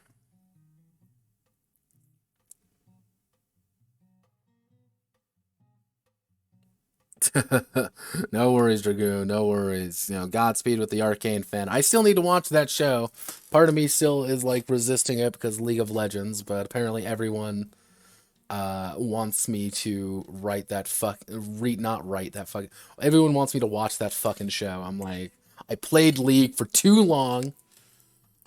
I get so mad when I play League. My friends know, like, I cannot play MOBAs for too long. It's, nah, man. You don't understand. It's too close. It's too close. It's like, yeah, it's got nothing to do with League, but it brings back the memories. It brings back the memories. Fuck, Fortunate Son plays in the background. Yo, I went through gold ranks, damn it. I went through gold and I suffered for it. The thing is this. Here's the thing with League. League is a good game. Like, League is objectively like a good, well put together game. Because it's been around forever, and the reason why it's popular is because it's good. If it wasn't good, it wouldn't be around for as long as it was. The thing with League, though, is that League, yeah, it requires people, and it requires people to work together, and sometimes it'll be like one moment, and you'll just get frustrated, and it'll be like these hour-long games, and at minute 55, someone makes some critical fuck up. And when someone makes some critical fuck up, everyone loses their shit. And sometimes it's his fault. Sometimes it was 30 minutes prior that someone made a mistake that caused him to do that. And it's just like that constant sense of, rah! That's why I like here. See, I'm weird. I like Heroes of the Storm because you cannot get mad at Heroes of the Storm because the game's stupid. That Heroes of the Storm is stupid. Like, that's why I like Heroes. Hero match is like, they're a long match if they're going half an hour, and that's like both of us are like at the edge of our seats trying to strangle one another. Like, they're over very quick, especially the like ARAM, which we play all the time. Like, that's why I like to play Heroes of the Storm with my friends.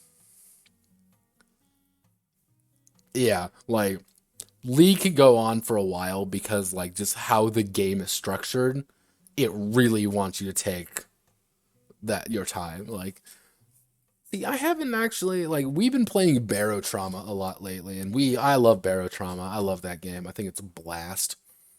Uh, Mostly because it's one of those games where you can get funny stories emerging from it that aren't, like, necessarily like, I played this game and had fun. It was just like, yes, did someone make a bad call? And yeah.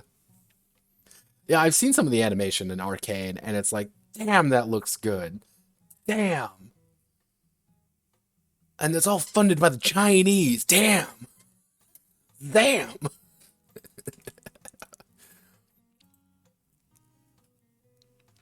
The fact that Riot Games is owned by Tencent will never not be amusing to me. It will never not.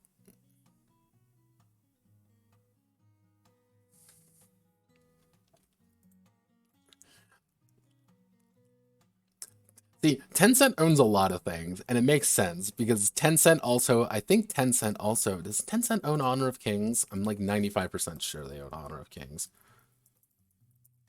They do own Honor of Kings, okay. Uh, Tencent, fun fact for everybody, this is a fun little fact because it's late at night and I can do these fun facts with people. This is Honor of Kings. Honor of Kings is a MOBA game. If it looks strangely familiar, it's because it is literally just League on their phone. Uh,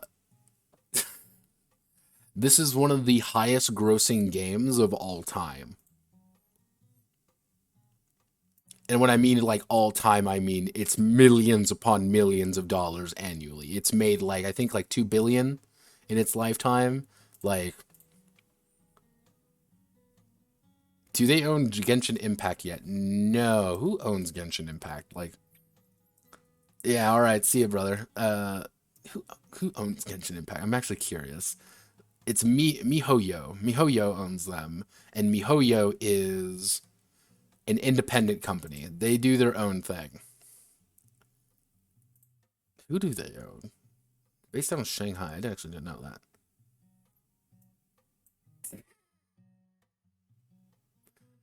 Oh yeah, they own Honkai Impact the third, Genshin Impact, and Tears of Themnis the other one. Yeah, these guys literally. Honestly, if I could work for a company, I'd love to work for one of those guys. Just fucking pump out shit. It's great. MiHoYo, I honestly don't think the Chinese government would allow that. I actually don't think so. Because Tencent's done some naughty things, and that the Chinese government's like, we don't like you very much anymore. And money is money. Even though they probably are owned, quote unquote, owned by the same people who all know each other, because that's how the fucking world works. It's great. If object is actually, let's see, cannot be targeted by maneuvers. How do I want to word this? Actually, if the object is actually objects can be targeted. Objects can be targeted by attack. Can be targeted by maneuvers as if they were can be targeted by maneuvers, though only light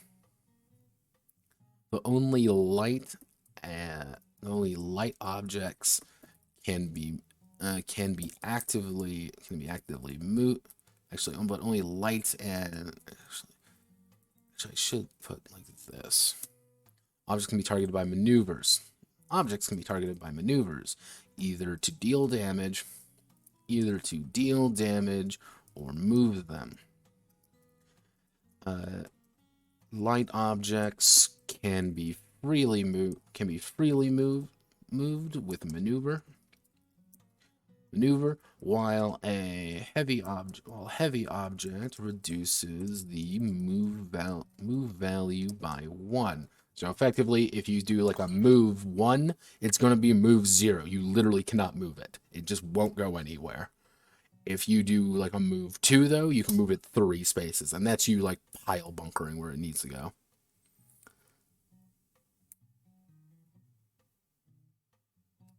Yeah, well, Godspeed, good luck, have fun, and all those jazz. Give me the phone number for your publisher. Give me money. Give money, please. I'm a starving artist. My boots don't taste that well anymore. If you need someone to look over it, just say hi. All right, get out of here, Dunk Sean. Let's see. So objects, like heavy objects, can be moved around. Let's see. Well, heavy object reduces its move value by 1 if if an object were to collide with a doll or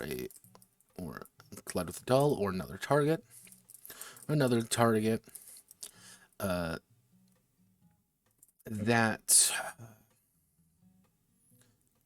actually, if the object were to collide with a doll or another target, they will make a 1d. They will roll 1d10 on a.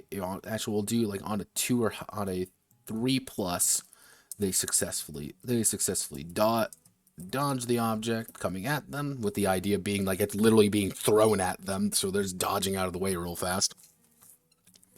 Successfully dodge the object. If not, they are hit. they are hit. And Dealt 1 dealt 1/2 damage, and dealt 1 or 2 damage, light or heavy.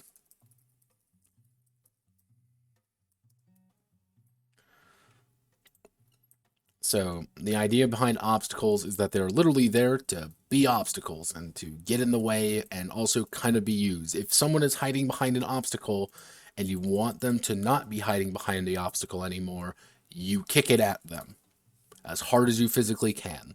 And either they will dodge out of the way and not have to deal with it, or they will die because they are going to get hit by a fucking dumpster. I think the correct term is to get dumpstered. Or you can just move it one, move some cover into place, or move things into places to make sure that you do not get hurt. That's how it works. So let's see. I want to do. Actually, I should do stunt moving. Stunt moving. Should the necromancer wish it, a dolls and target dolls and savants, not horrors, because horrors are their own thing sometimes. Dolls and savants are able to perform stunt movement. Stunt movement allows the allows the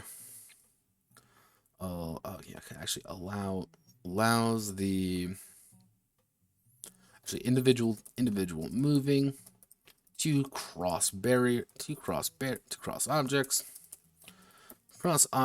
and achieve verticality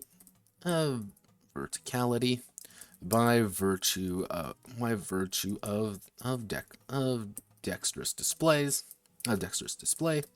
super strength, or horrifying mutation, or horrifying augmentation.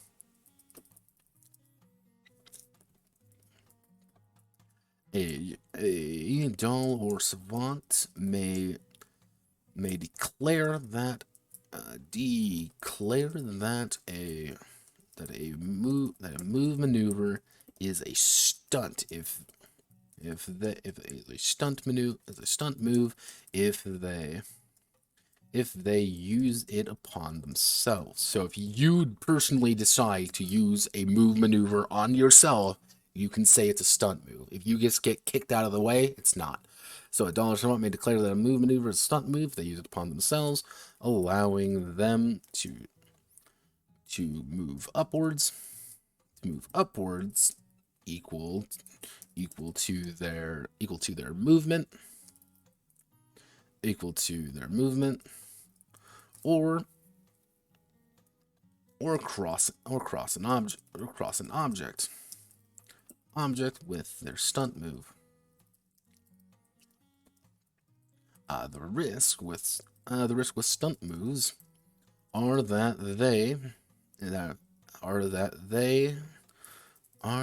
when they are used within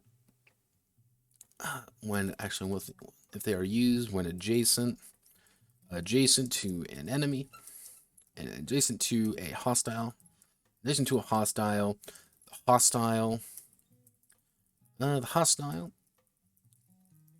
if they have a maneuver, to attack at range 0, otherwise known as do you have your fist. If they have a maneuver to attack at range, the risk with stunt moves that they use adjacent to a hostile, the hostile, if they have a maneuver to, may roll to stop them. If the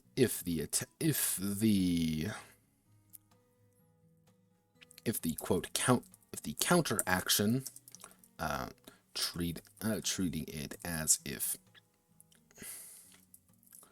they're able to stop them, we should say, the hostile entity may spend 1 AP to attempt to stop the stunting doll. Allow stunting doll roll performing Performing a 1 AP check. Performing a 1 AP action check. Battle. 1 AP check. Performing a check. Performing a check. If successful, the doll or savant stops immediately. Does not move, but still consumes the AP. So the idea behind that is that you are using it to move around. So you yourself are saying, I'm going to stunt and I want to like cross an obstacle or something. If they have AP, like first thing, if they have AP and they can actually hit you in melee, they can attempt to stop you. They're going to say, no, we're going to make sure that you cannot do this by burning a little AP to attempt to stop you. So you can't just stunt your way out of all your problems. You can't just try to like jump over people. You're going to get stopped if you try that. This is more for you to engage easier because you can't move through obstacles. Or this is for you to assist you in certain aspects. This is for you to, I need to climb up on something. I'm going to have to do a stunt move. So obviously I can't jump up in the air when I'm in the middle of combat. I'm going to get dragged down and get my face beat in. Like that's not how that's going to work. Let's see. Stunt move, dexterous display, super strength, or horrifying augmentation. Stunt move. Okay, cool. Like that's literally all it's for, is to assist you, the player, in doing things like this. Horrifying, perform, stunt moving. I need to do heading 3, and now we have to do with a certain set of skills that are a little bit problematic for us because they play around being in certain positions. The junk has a lot of them, and when it works for the game map, but that means we have to fix it. So, if you give me one moment, I need to use the gentleman's unit.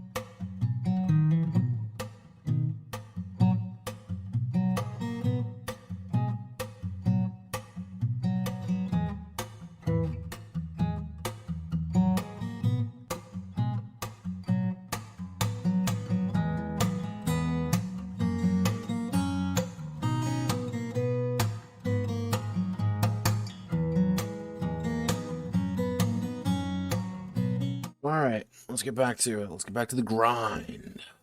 Okay. So what this needs to be done is what we're going to call this is the battle map to grid skills. These are just, again, a very certain part. These are just a very certain section of skills that need to be changed because they are very particular and they're very, very annoying.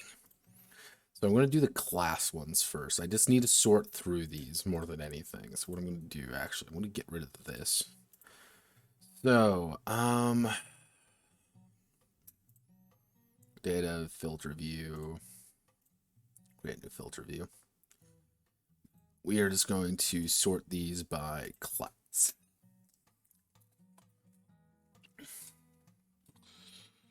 I should do that. I should do 150. So, crystallization for Baroque. No. Instrument of Evil when you learn this skill. When you declare an attack, you may declare the use of the skill. Battle phase, make an attack check.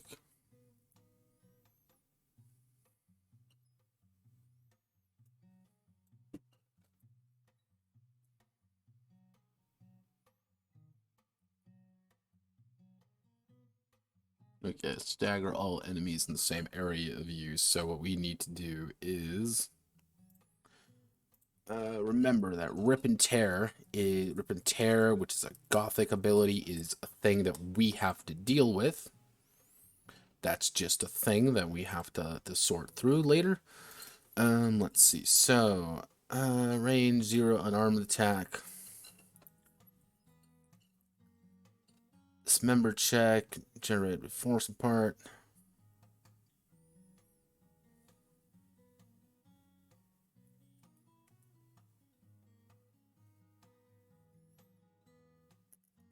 Distorted power. Madness point. Move 1. The target of the move loses 2 action points. That's kind of the psychedelics gimmick, is that they can really...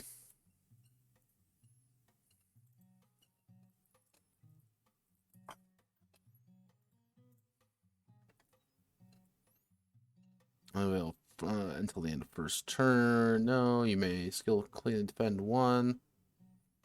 Use this skill.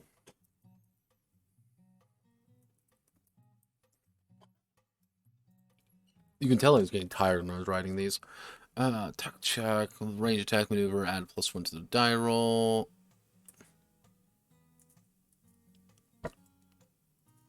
During the battle phase, the attack check of a range attack.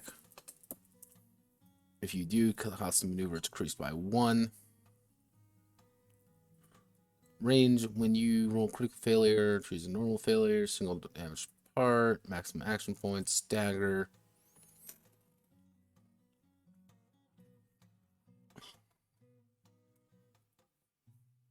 Reroll critical failure, right? Same area as you are in. All enemies roll critical failure in the same. So we need to fix up deranged gears. Deranged gears for the Romanesque.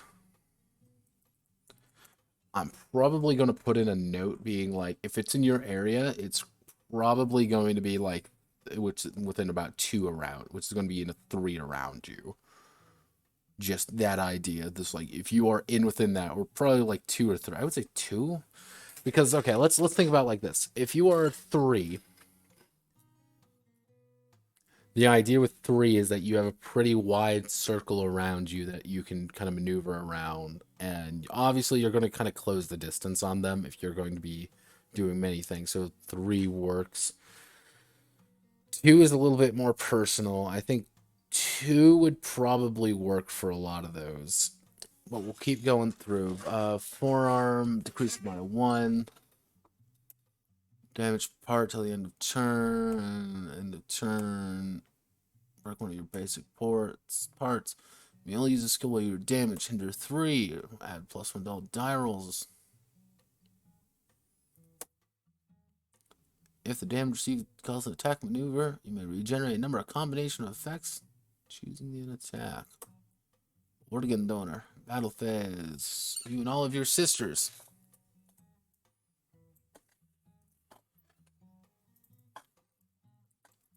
Their damage entrails. Yay, entrails. During the battle phase. Let's go in damaged. During battle phase.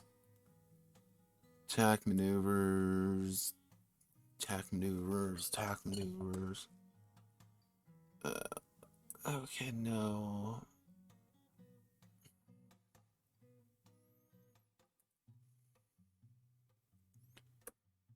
Unlimited destruction, so this is good, actually. This is fine. Because none of the classes deal with that, actually. Only 2 attack skills, really. Only 2 skills in class really do with that. I'm going to have to double check parts, though. No, not that. We need to go here. Filter views. Create a new filter view. I know this one's going to get a little bit weird. Because I know, regardless of your current place in the battle map, you're instantly transported to Eden. Yep, that's where things are going to start getting weird. Because there's a few of them which are like, oh, you transport people here, or you transport yourself. Like, you immediately get out of danger. So, Angel of Eden literally needs to be changed to accommodate the new battle map. Because that's what it is. It's a brand new battle map. So, we need to do Angel of Eden is going to be a big one. Sisters Conversations check. Conversation checks.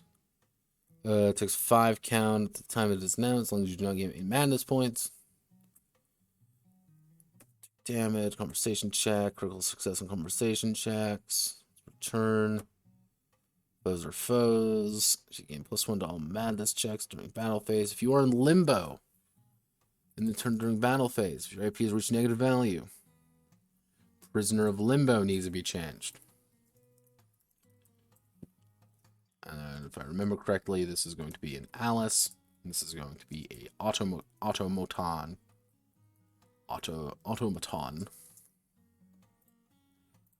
Spirit attack, but we don't gotta think about spirit attack basic parts.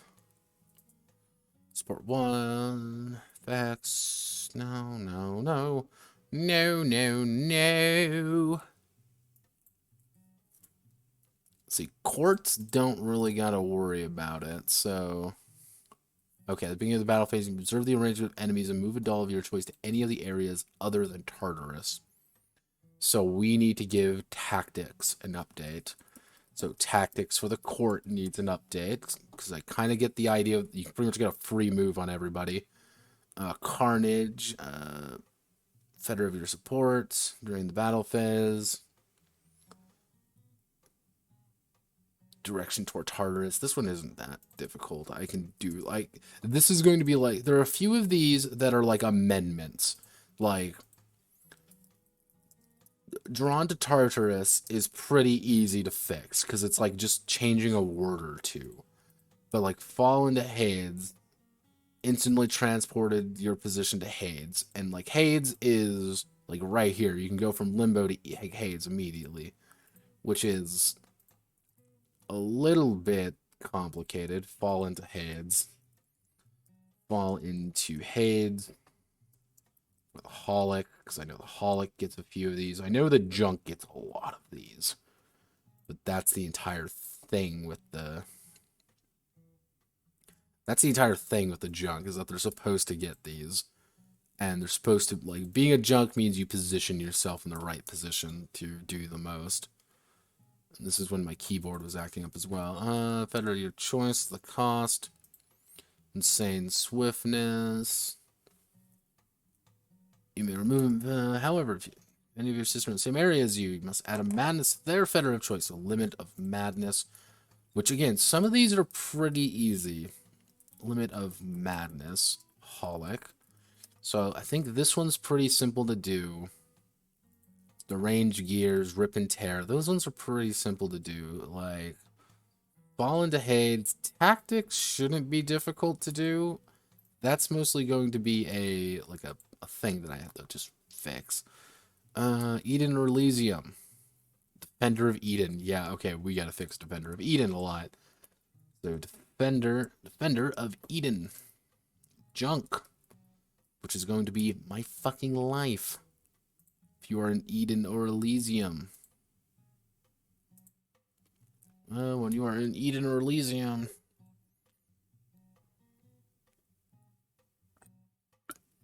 A dweller in Hades. The dweller in Hades, even unto Tartarus. Even unto Tartarus. Yeah, it's like, if you are in this position, this occurs. Lame Beast. Voluntary take a madness point. Gathering in Elysium. Yeah, sorority gets this one, which is the unfun one. Because everyone gets transported to Elysium. This is not considered not considered that. So, gathering in Elysium, we're going to need to change. So, this is probably gathering in Elysium. So, this is sorority.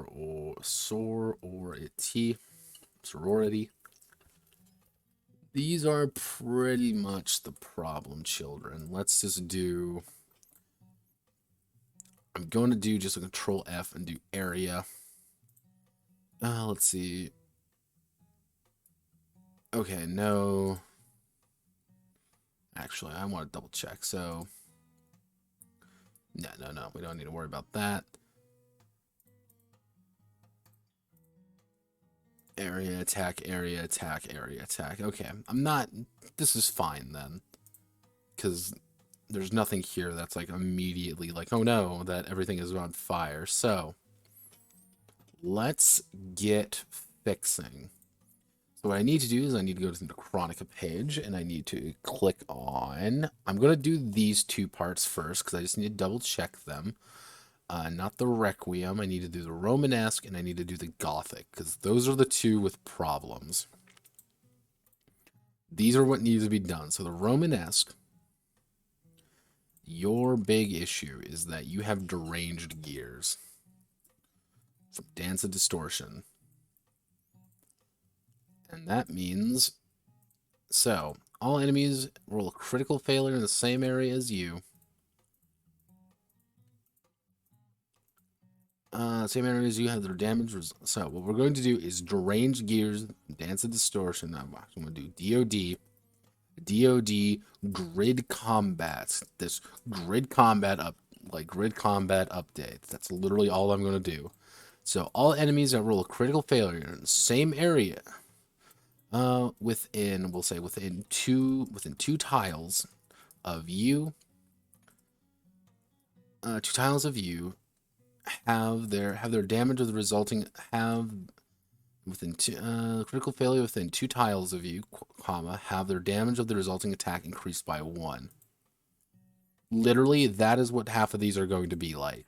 Just these I don't need you anymore, actually. These incredibly simplistic little edits that go a long way, because if you don't add them, people are going to wonder. And when someone makes a Romanesque, they're going to ask the question, what occurs here? So rip and tear. If we go to Control F, rip and tear. Dance of Distortion, because Dance of Distortion add in a lot of these. Actually, wait, no, that's not rip and tear. Area. Stagger all enemies in the same area as you. There we go. It's Predator. Predator.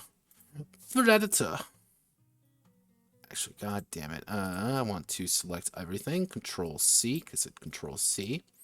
And then we're going to hit Control V. So, Predator, stagger all enemies in the same area as you. So, we're going to do that. Technically, we should do that. What we're going to say is stagger all enemies within 2 tiles of you. That's That's literally it. So Predator, let's see. This is going to be the... Actually, what I'm going to do is I'm going to make this 3 tiles for you just to give them a little bit more value for that 2 cost. Because if you don't do that, that's not going to be that useful. 3 tiles is a pretty decent range. Like, you are kind of scary, so we want to do grid combat update. Combat update. What I'm going to actually do is I'm going to put a side note here.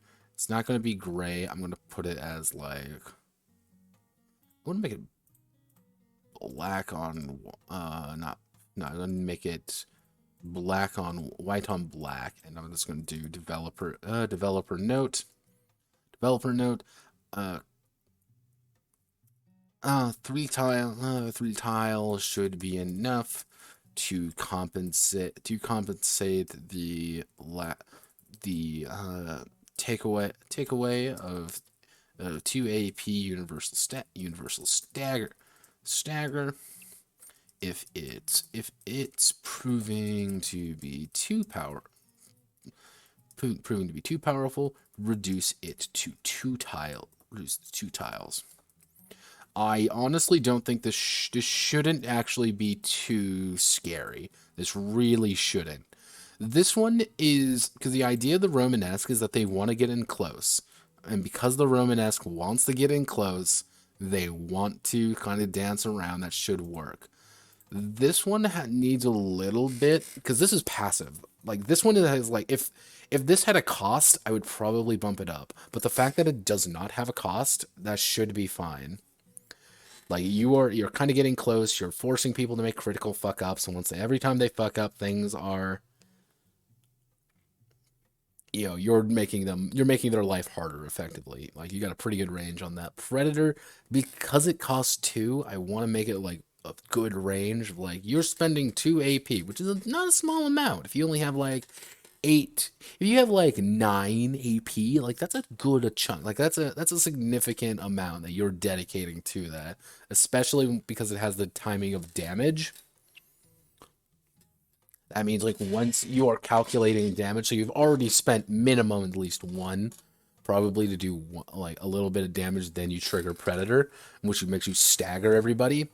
So that's kind of your advantage right there. Like, you are very mean, you're kind of staggering. Actually, no, that works. Like, you're staggering a whole lot of people near you because you are a terrifying monster and you've already leaped on someone, but you spent a lot for it already. So that should work. So, with these 2 dead, now we get to go to Angel of Eden. I need to go to, it's going to be the Alice. Let me see, it's Alice, Automaton, Court, Holic, and actually all of them have it. Every single one of them have it. Fuck. So, but Alice only has 1 that I really need to worry about. Alice just has Angel of Eden. And Angel of Eden, how do I want to handle these? Well, okay, let's think about it like this. Let's just take a second, let's close our eyes and think about it. What does Angel of Eden do? Angel of Eden is effectively your safety move. It's your ability to get the fuck out of dodge pretty much without problem. Trigger it, you bolt. You immediately run away, you go to a safe place. You are in the inhabitants of paradise. The place where you are is the paradise. So you've fucked off to safety, effectively. Because if someone is in Eden, something has gone very wrong. Or, it's usually because someone has dragged them there. Like, getting people, like, Eden's supposed to be relatively safe. Or it's supposed to be kind of a repositioning. So what we're going to call this is Angel of Eden is going, Angel of Eden is going to be the grid combat rework. Actually, I'm going to call it the grid combat update. So this is going to be the move 3. Yeah, it's going to be move 3. The Alice. Yeah, that would be the Alice. The Alice can only move away from enemies during this time toward the closest ally. Toward the closest. Move 3. The Alice can only move away from enemies during this time toward the closest ally. When adjacent to an ally, the movement stops. So pretty much what this is that this is a rapid reposition, where a lot of these are going to be. You are rapidly repositioning where you are immediately. So what this should do, in theory, what this is you saying, for 2, I'm going to pretty much run away. Like, you are moving away from all your enemies. You're moving away from enemies, or you're trying to kind of you have to kind of move away. You're not supposed to get, like, actually, I should say, the Alice can only move into tiles not adjacent to hostiles until she is adjacent to an ally doll, to one of her sisters or a savant. Because we're going to make a point about saying that you can move to a savant. So you have to go to one of the sisters, so pretty much one of the other players, or you go with the savant, but you get 9 tiles to move, which is a big deal. Like, you can move up to 9 tiles. And I'm doing that to be like, I'm allowing you to have some of these big movements to try to get as far away possible, can only move into tiles not adjacent to hostiles, and will continue moving until she is adjacent to one of her sisters or a savant, or she has run out of movement. So you want to trigger this either in 2 situations. Either you are way far behind and you are effectively, like, or you're stuck in a combat and, like, everybody's kind of repositioned and you need to be closer to them. You trigger this and you just walk all the way to where you need to go. You can move 9 tiles, you're moving to where you need to go, you sit your ass down next to an ally and say, we're done. However, that's also kind of one of those kind of positioning things where if you end up adjacent to an ally at any point, or a savant for that matter, you stop. The movement ends. So if you move 2 tiles and there is a savant right there, you aren't moving. If you move and it kind of comes into a situation where it's like, I have to move into savant tile, you're going to move into savant tile, you're going to stop. And that's where, like, if you are kind of in combat with a savant, that's kind of a complicated situation. You can move away, but you end up in a kind of a you end up in, like, kind of shitty situations with this one. But this one is a very rapid redeployment, because that's what we need in this situation, is rapid redeployments. So, Prisoner of Limbo. If you are in limbo at the end of the round during the battle phase. Because, okay, so what is the intent of Prisoner of Limbo? Where is Limbo? Limbo roughly is right in the middle. So what we can do, Limbo is right for you because enemies can understand you more than allies. Limbo is where dolls belong. Drawn to Hades, long for Eden. Even if you are drawn.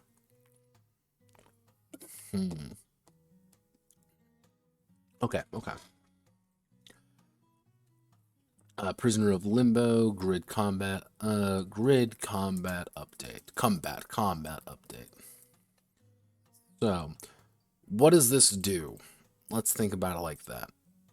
What this ability does is allows you to pretty much rapidly regenerate your AP in situations where you were in the middle. You were pretty much effectively in the heart of the battle. You can kind of reposition yourself a little bit. So what we're going to do is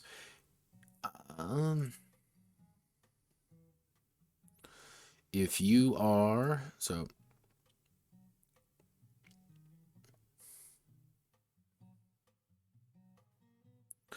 actually, if you are, okay, if you are adjacent to two or more hostiles, two or more hostiles at the end of the round during the battle phase. Even if your AP has reached negative value, you may ignore that and recover the maximum AP. So that's very valuable. You're stuck in, pretty much you're encouraged to be stuck in the middle of combat with this. And because you are stuck in the middle of combat, that's your job. But the problem being that because you're an automaton, you're drawn to Hades, even if you long for Eden. You're stuck in the middle of it. You're kind of surrounded on all sides, but that's what you want because you are an automaton and you've suppressed it. Like you are okay with being threatened. So tactics are going to be pretty simple to fix. So we need to go there. We need to dun dun. No, we don't want Prisoner of Limbo. We don't want Prisoner of Limbo. We never wanted Prisoner of Limbo. Okay, do that. Let's see. Automatically range with enemies and move. And oh, don't you crash. Okay. You may observe the arrangement of enemies and move a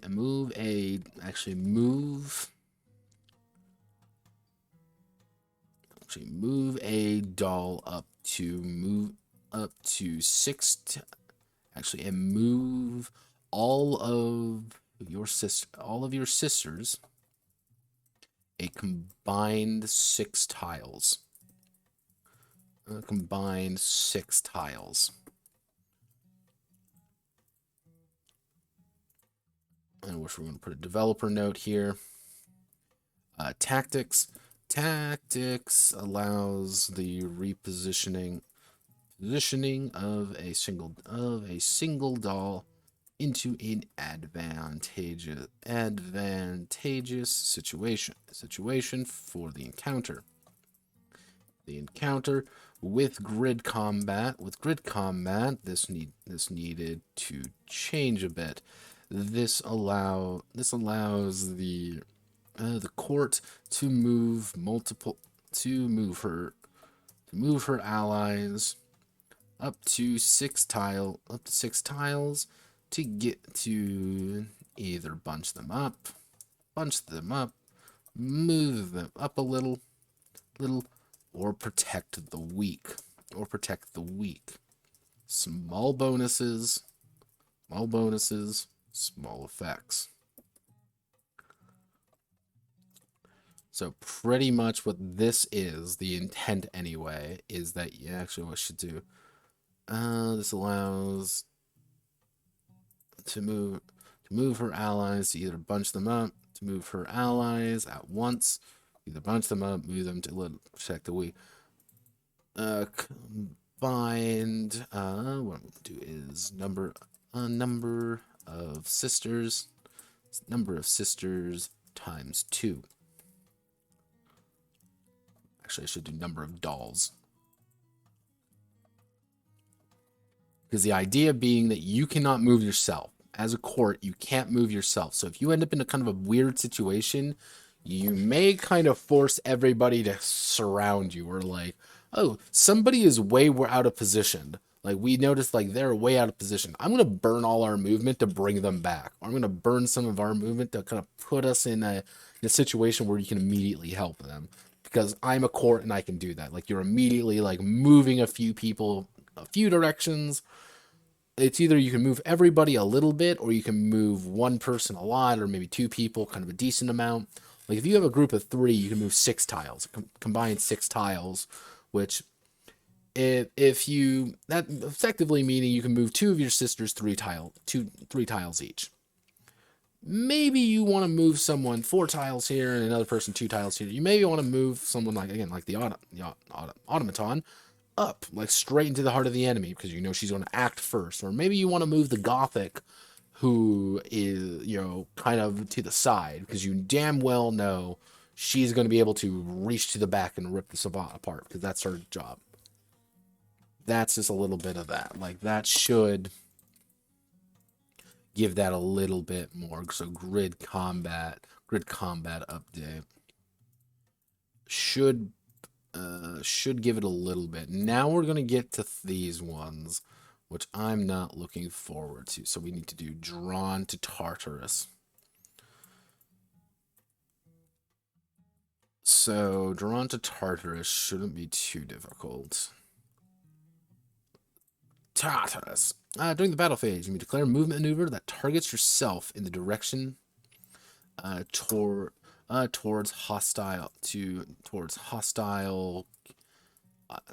enemies, I should say. Towards enemies. That targets yourself in a direction towards enemies. The cost of the maneuver is decreased by enemies. Enemies you have line of sight on. Line of sight of. Cost of the maneuver is decreased by 1. Drawn to Tartarus. Grid combat update.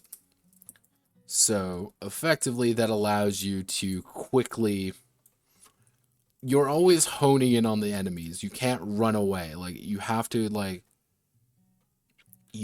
keep moving toward the enemy to keep using this. And when, obviously, if you're in a fight with an enemy, you can't run away because, or use this because you want to move direction toward an enemy. You're right next to him. You don't need it. Actually, I should add this. Holics that are adjacent to an enemy cannot you cannot use this skill, because again, you're part of the enemy.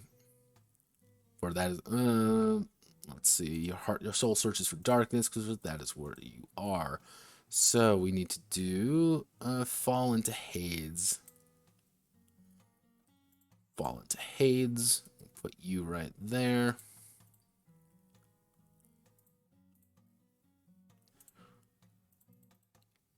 Let's see. It's cost of the skill. Add a madness point to a feather of your choice. You are instantly transported from your current position. You immediately move up to we'll say 6 tiles. Actually, let's say no, yeah, 6. You immediately move up to 6 tiles toward the closest enemy. Yeah.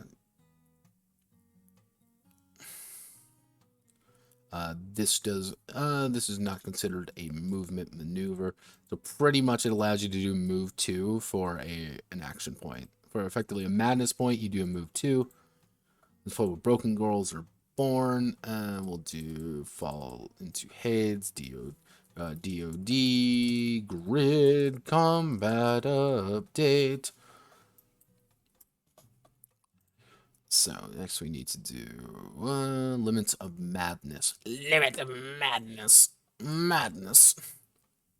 So we need to do that. We need to do that. We need to circle around. This is not considered a movement. God damn it, wrong. I don't know why it's not registering it sometimes. I have a feeling it's just because it's like I refuse to believe you actually want to do this. Why are you wanting to do this, you literal crazy person? Stop it, please. For your choice. However, if any of your sisters are within,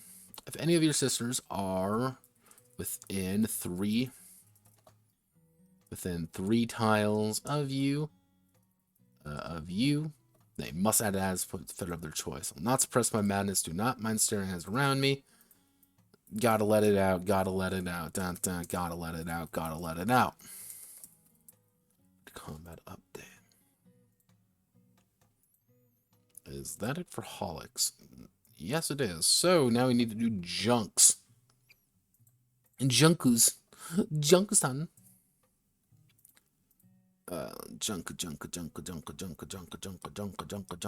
Dweller in Hades. So we need to select this. We need to go right here. We need to out there during the battle phase. If you are within Hades, you get +1 to die. Okay, during the battle phase, if you are, should say, is if you are adjacent to an enemy.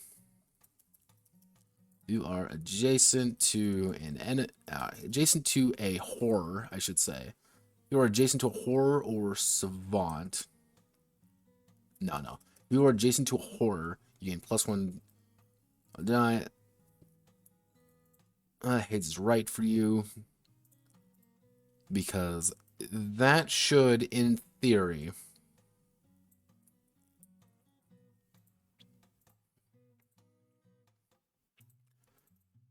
grid combat updates.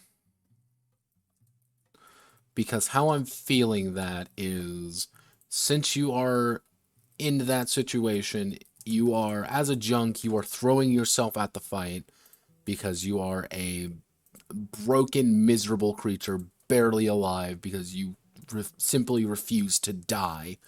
During the battle phase, if you are in Tartarus, Tartarus is the last one. Yeah, if you're in Tartarus, pretty much if you were in the heart of the fight. So actually, during the battle phase, if you are adjacent to three enemies, two horrors, or a savant, all your action maneuvers cost is decreased by 1. So you have pretty much 3 enemies. So if you have like a horror and 2 legions, it counts. If you are by 2 horrors, so if you have 2 things next to you that are trying to eat you, or just a savant. If you are adjacent to a savant, you're where you're not really supposed to be. You know, my pain will not stop me, even if you all fall into madness. Let me be your strength. You are literally throwing yourself at it because that's how you operate. A defender of Eden. These defiled men cannot be allowed to trample this place. I will not let them. And because Eden is kind of representative of, like, Eden is supposed to be kind of like a safe area, so I'm going to treat it like that. DoD grid combat update. Used by enemies, which are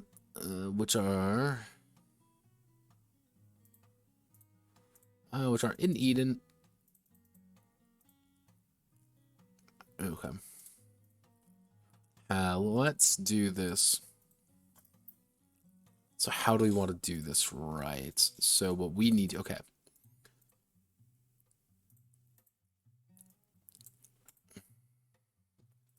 When you are adjacent...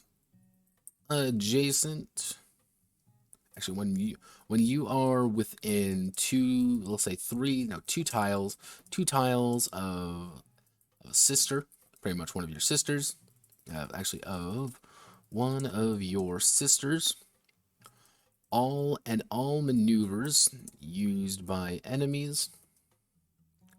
Let's see, all maneuvers used by enemies against that sister have their AP cost increased by 1.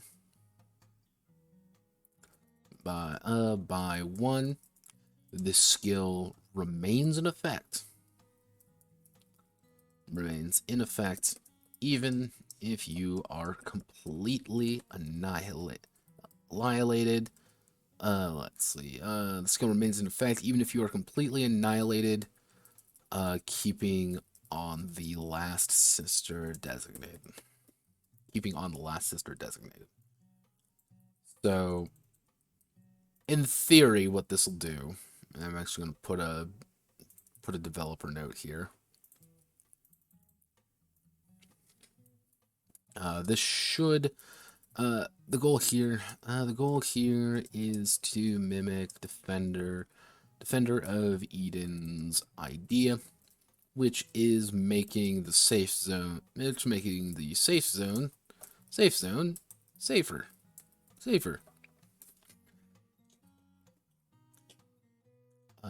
This makes it so that the junk is encouraged to stick around, uh, e- either important, quote unquote, either important or weak. Stick around either important or weak dolls to keep them alive. To keep them alive against enemies. This does put the junk at risk, however, which she somewhat wants. So that's kind of the idea, is that you're protecting somebody in exchange for putting yourself at risk, because you have to be within 2 tiles, which is not very long. It's not very big. And while it may be harder to hit her, it's not harder to hit you, which means something like area attacks are really dangerous, because it's harder to use it against her, but it's not harder to use against you. Or you may want to do things that protect her, you know. And if you do get annihilated, she still maintains that bonus against anything maneuver used against her costs more AP, and that's really good. It's just that it's used against you, which is the problem. So, okay, Defender of Eden, Dweller of Hades, even into Tartarus. Okay, then we have now we have Gathering in Elysium. Uh,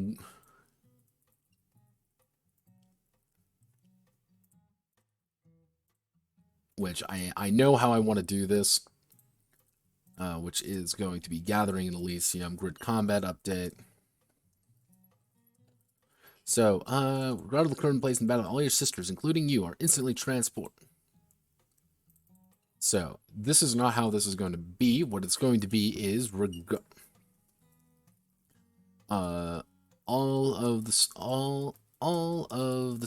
all of your sisters, make a move two toward your position.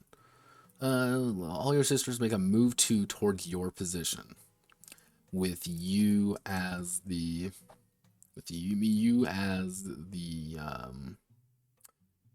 what do I end up referring to it as? As the force? Is that what I refer to it as? Range of the tile, bump moving, straight line. It was the source. Yeah, as the source. With you as the source. All your sisters make a move two toward your position with you as the source. If your any sisters that are that would become adjacent to you would become adjacent to you stop their movement.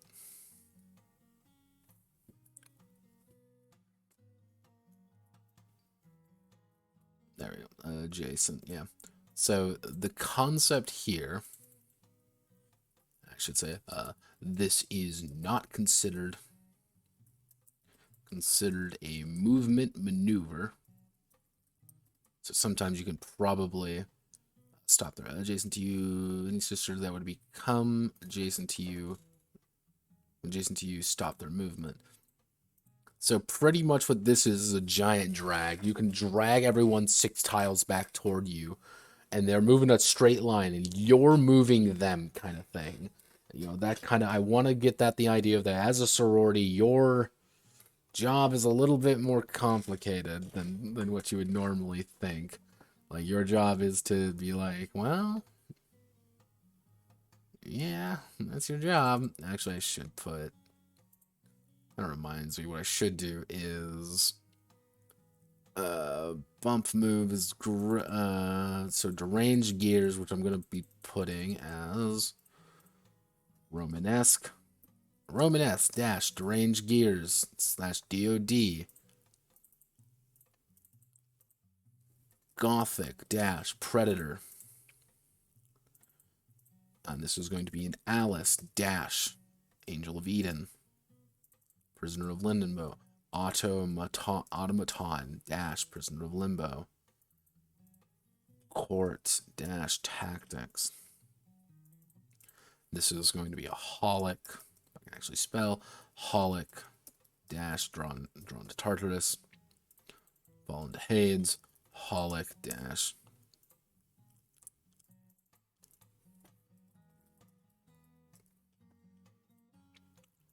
Dweller in Hades.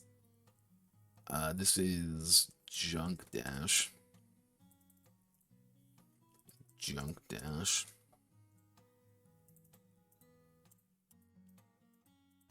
Come on. Junk dash. And then we have this one, which is Gathering Elysium, Sorority dash. So that should be all of the updated moves. These are the only ones that I'm like 95% sure these are not going to work. Battle map to grid skills. Not all skills are perfect for the situation. When designing skills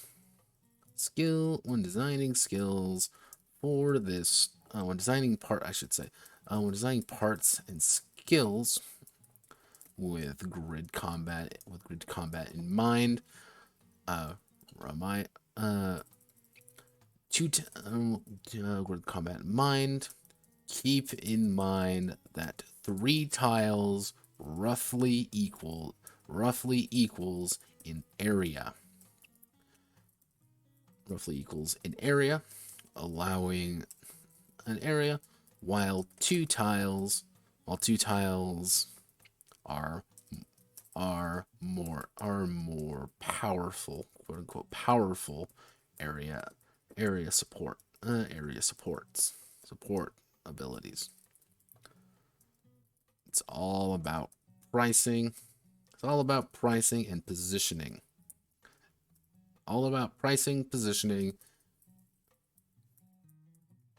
So next we start adding all of these in, because most of these should work. That's the thing. Change it. We cannot forgive halfway abominations. I have to change it to a clown that can be laughed at least. Because again, sometimes this game is written by let's see.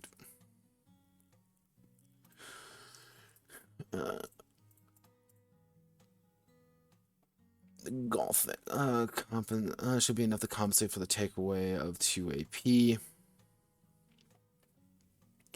2 AP and a universal stagger. And a stagger, I should say. And a stagger. If it's proving to be too powerful, strip it away, Alice. Because the Alice wants to run the fuck away. If I can, adjacent continues to be the word that I can just never fucking spell.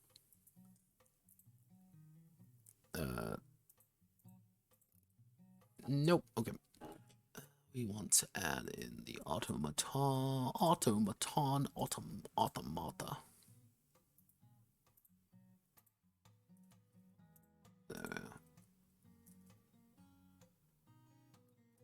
Weird. Prisoner of Limbo. If you are adjacent to 1 or 2 more hostiles at the end of the round. Yeah, the automaton, that's a really powerful ability for the automaton, but it kind of fits her thematically a little bit more than, like, promising everyone victory will be deriving a flexible team.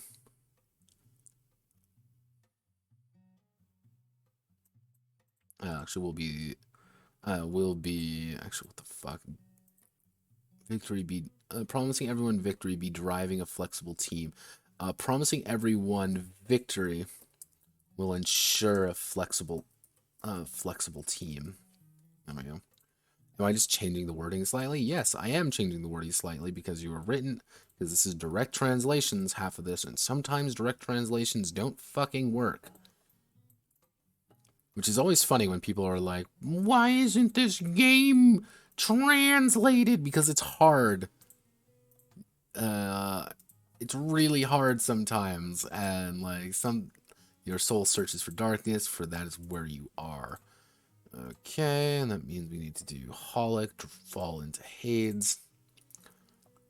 Paste unlinked. Is there anything wrong here? Nope. Yeah, really, this is the... I think so. Like, the Holic gets the most amount of bang for their buck, because it's a lot of, like, be adjacent to them, or be adjacent to allies. And I'm hoping everything works out in that regard. I'm like 97%. I'm like a solid 97% sure that should work. Like, because I'm trying to stick to the theme of what Ryu's kind of going for half the time. But the problem is, Ryu is a very specific kind of developer, and he sometimes makes some very interesting choices.